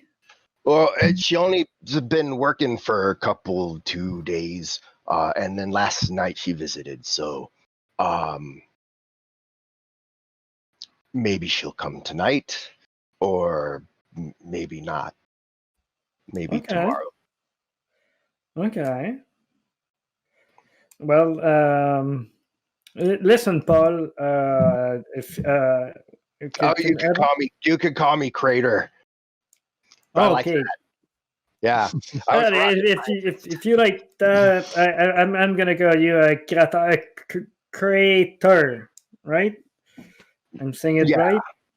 Yeah, it's because when a rocket smashes in the ground, that's what it makes. And I'm a rocket scientist. Yeah, come on, Kratar. Yeah, come Crater. Yeah. Yeah. Okay. That's why it's pretty clever. Okay. Listen, Crater. Can I give you my com number? So if she comes and visit, you can just leave me a message, and I come to you, and so I can see her. I work with my ends too. I could use someone that can make it faster. Okay. I have a comm link here. Okay. Holds it out to you. Just without even touching it, Etienne is gonna swing his com code straight in there via AR. Like it's there. You got my my number there. It's under Etienne /Lapel.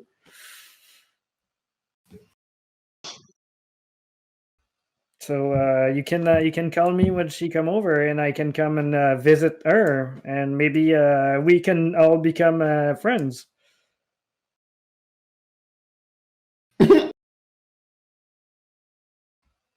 Paul, Crater, you okay?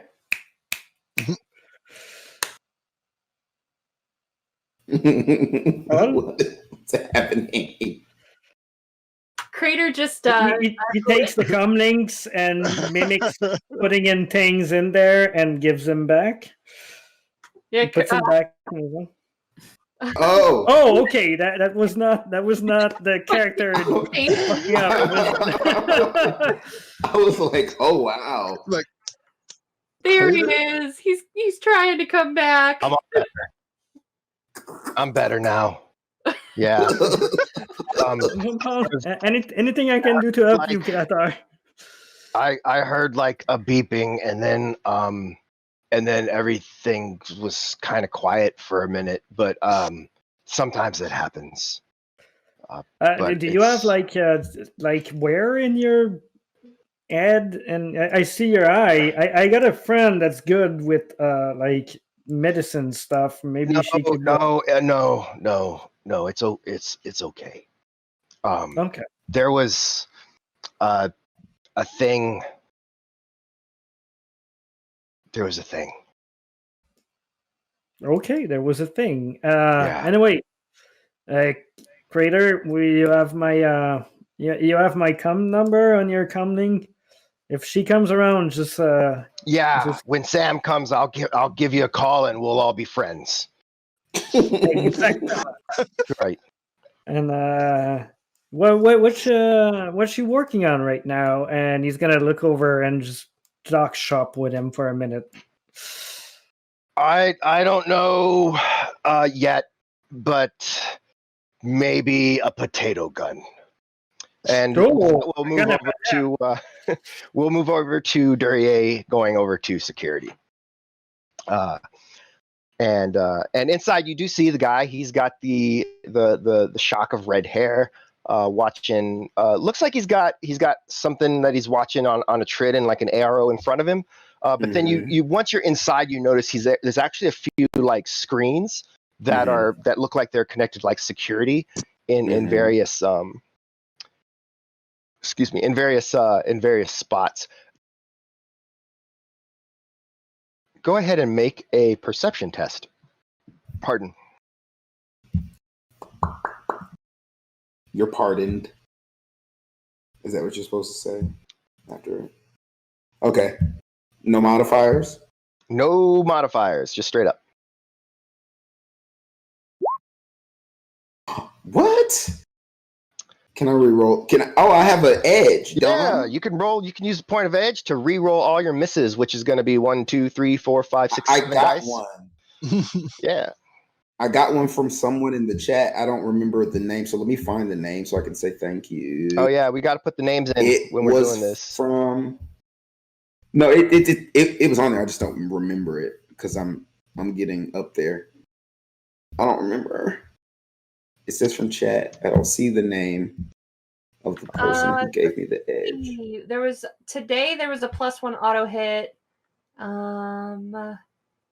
Was it not an edge? It was an auto hit. I think there is an edge from last week, so you can use that. Okay, so I'll use that one, and then whoever gave me the auto hit today, thank you very much. You're awesome. But I'll use the edge from last week to re-roll these. So I just click the edge over, right? No, don't click the edge over. Just hit the dice and hit 7. Okay, hit the dice. You only click the edge over if you're using the edge before you roll. Pre-roll. And then if you're using it after, you just click the dice. Got you. Boom. What did that do? So 3 hits. That's respectable. 3 hits. All right. Boom. So you do notice that there's three screens that look like security, right? Okay. 2 of them you can kind of tell where they are in this large area, but the third one looks like it's actually showing some sort of warehouse from one end, and you're just like seeing down this long warehouse, right? It doesn't look like the same building at all.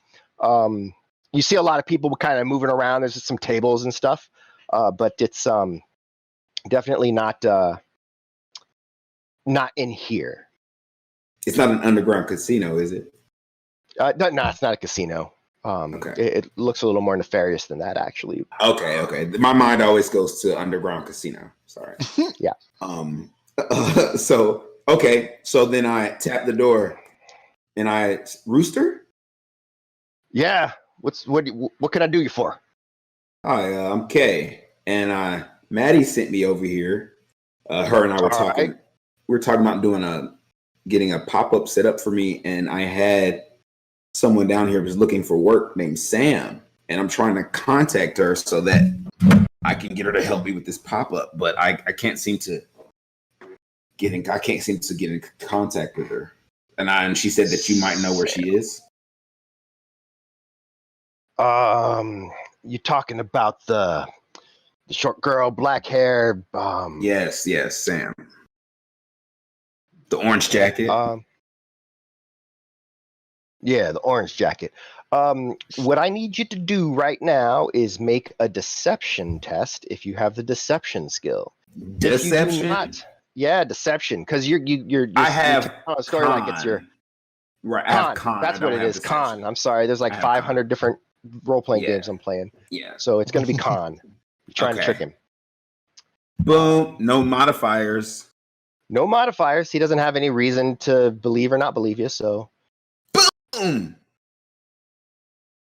All right. Yeah, so Sam, she started coming around. I kind of kept an eye on her. She looked a little squirrely at first, but turns out just harmless girl, really.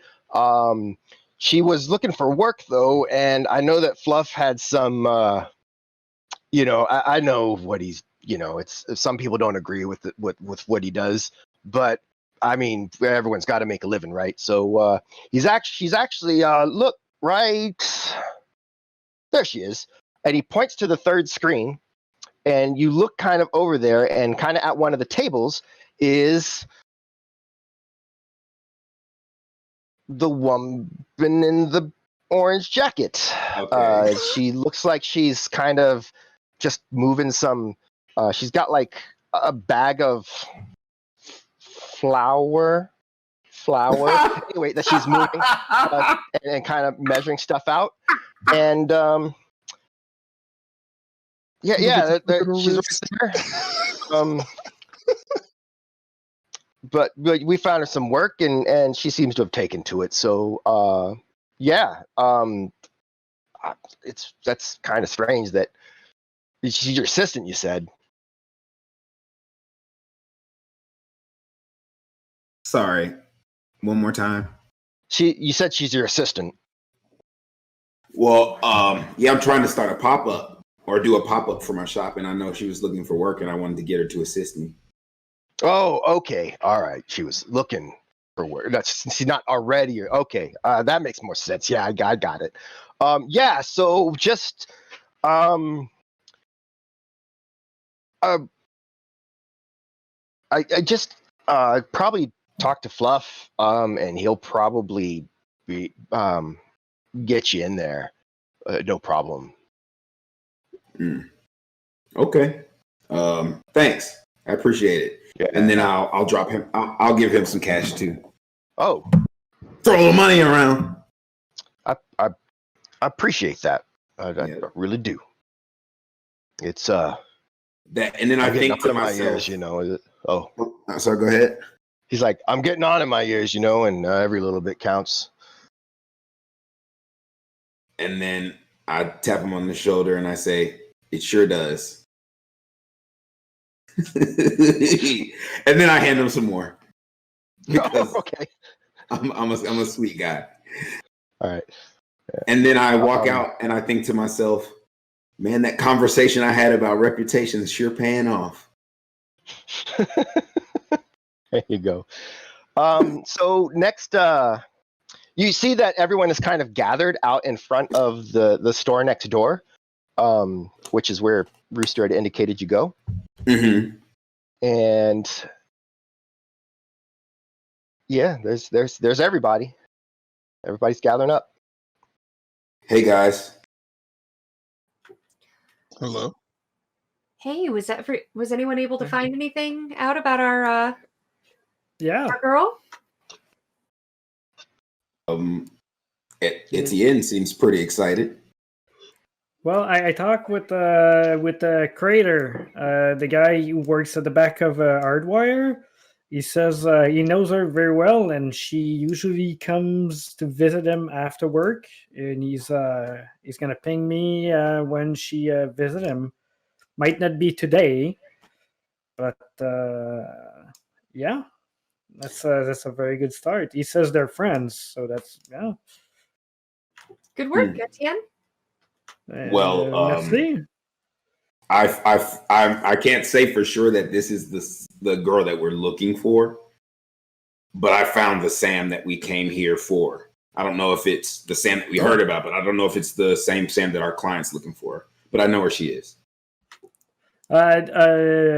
Jacket, orange jacket. Orange jacket, orange pants. Jacket, blue, orange short, black hair. Yeah. Hey, wait. I heard the same description. Oh, where is she? Somebody named Fluff has access to some place that I don't see anywhere. I was at the security guard's table. I saw all these screens. I recognized most of the screens, but the screen he pointed to with her in it, I couldn't recognize it. So apparently we talked to Fluff wherever he is, and he'll get us access to that area. I turn around from where I just was and look at the table. Is this chick just sitting there? No. She's not there at all. Like his little thing is like it's a smallish area, so it's it's a storefront. So yeah, so it's like whatever.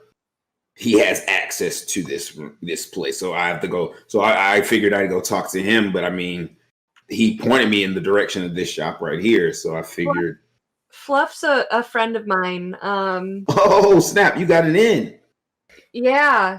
Wow, guys, good work. All right.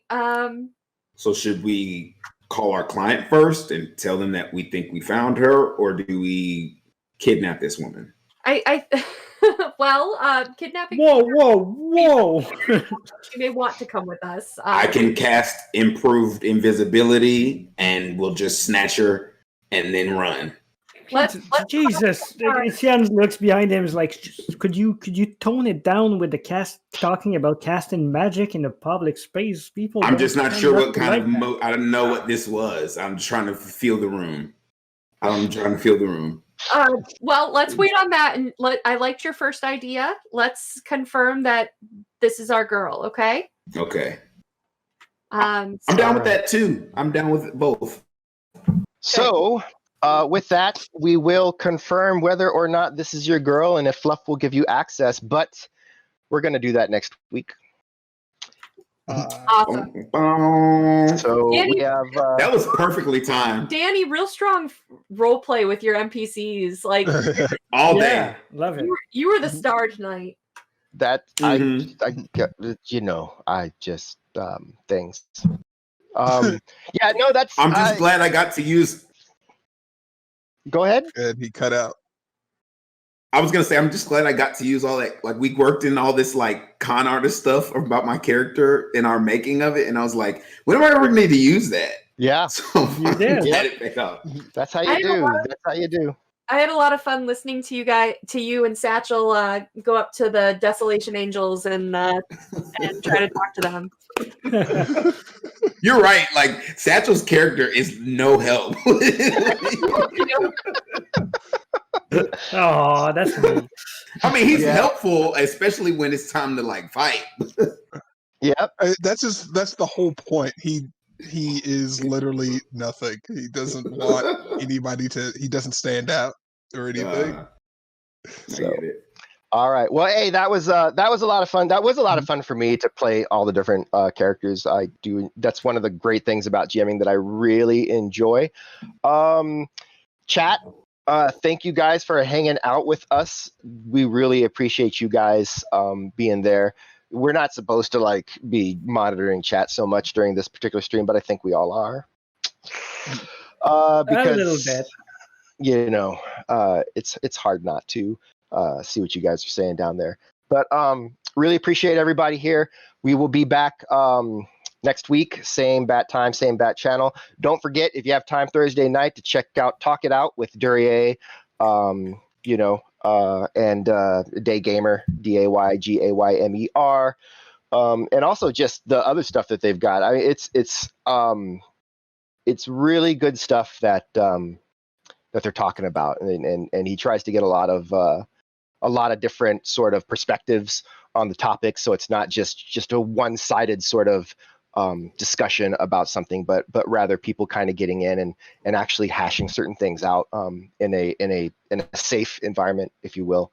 So I think that's really cool. And anything before we take off, Sarah? Yeah, just don't forget to check out our Patreon for more content, including the character creation sessions with these guys. Don't forget to join our Discord. I just dropped the link in chat. Hang out with us during the week. We've got a group that's playing Among Us. So if you want to check that out and play with some friends, join us there. And then don't forget, pretty soon we're going to be streaming 5 days a week. So we're going to have, Friday is Legend of the Five Rings for samurai stuff. Saturday is Dungeons and Dragons. Mm-hmm. In November, we'll be starting Like Clockwork, which is Danny's original world that's set. We're going to be doing a D&D campaign with that, but set in that world. Monday is going to be Dress and Files starting October 26th, so that's 2 weeks away. And Tuesday is Shadowrun. So join us. Just hang out with us all the damn time. All the damn time. And if you missed the show, you can always catch it on YouTube at 1.5 times speed, because I like that when I'm watching reruns of streams, just to kind of have that going on. But and subscribe there as well. Wherever you're at, right? We're supposed to also like say, hit the like, subscribe, bell button, because if you do that, then whenever new stuff comes up, it'll alert the people. I found that out. Yeah, so we're supposed to tell them. All right, guys. Thank you so much. So with that, all right, goodbye. Hi, everyone. It's Sarah, and I'm here to tell you today about Pure Alchemy soaps. So here I've got Neutral Evil. You can get a full assortment of alignments, and you can also customize to create your own character's scent. So it's a really great product. It is supporting small business and small nerdy business, especially in this rough time. So please check them out, Pure Alchemy soaps, and the link is right here. And thanks so much for your time, guys.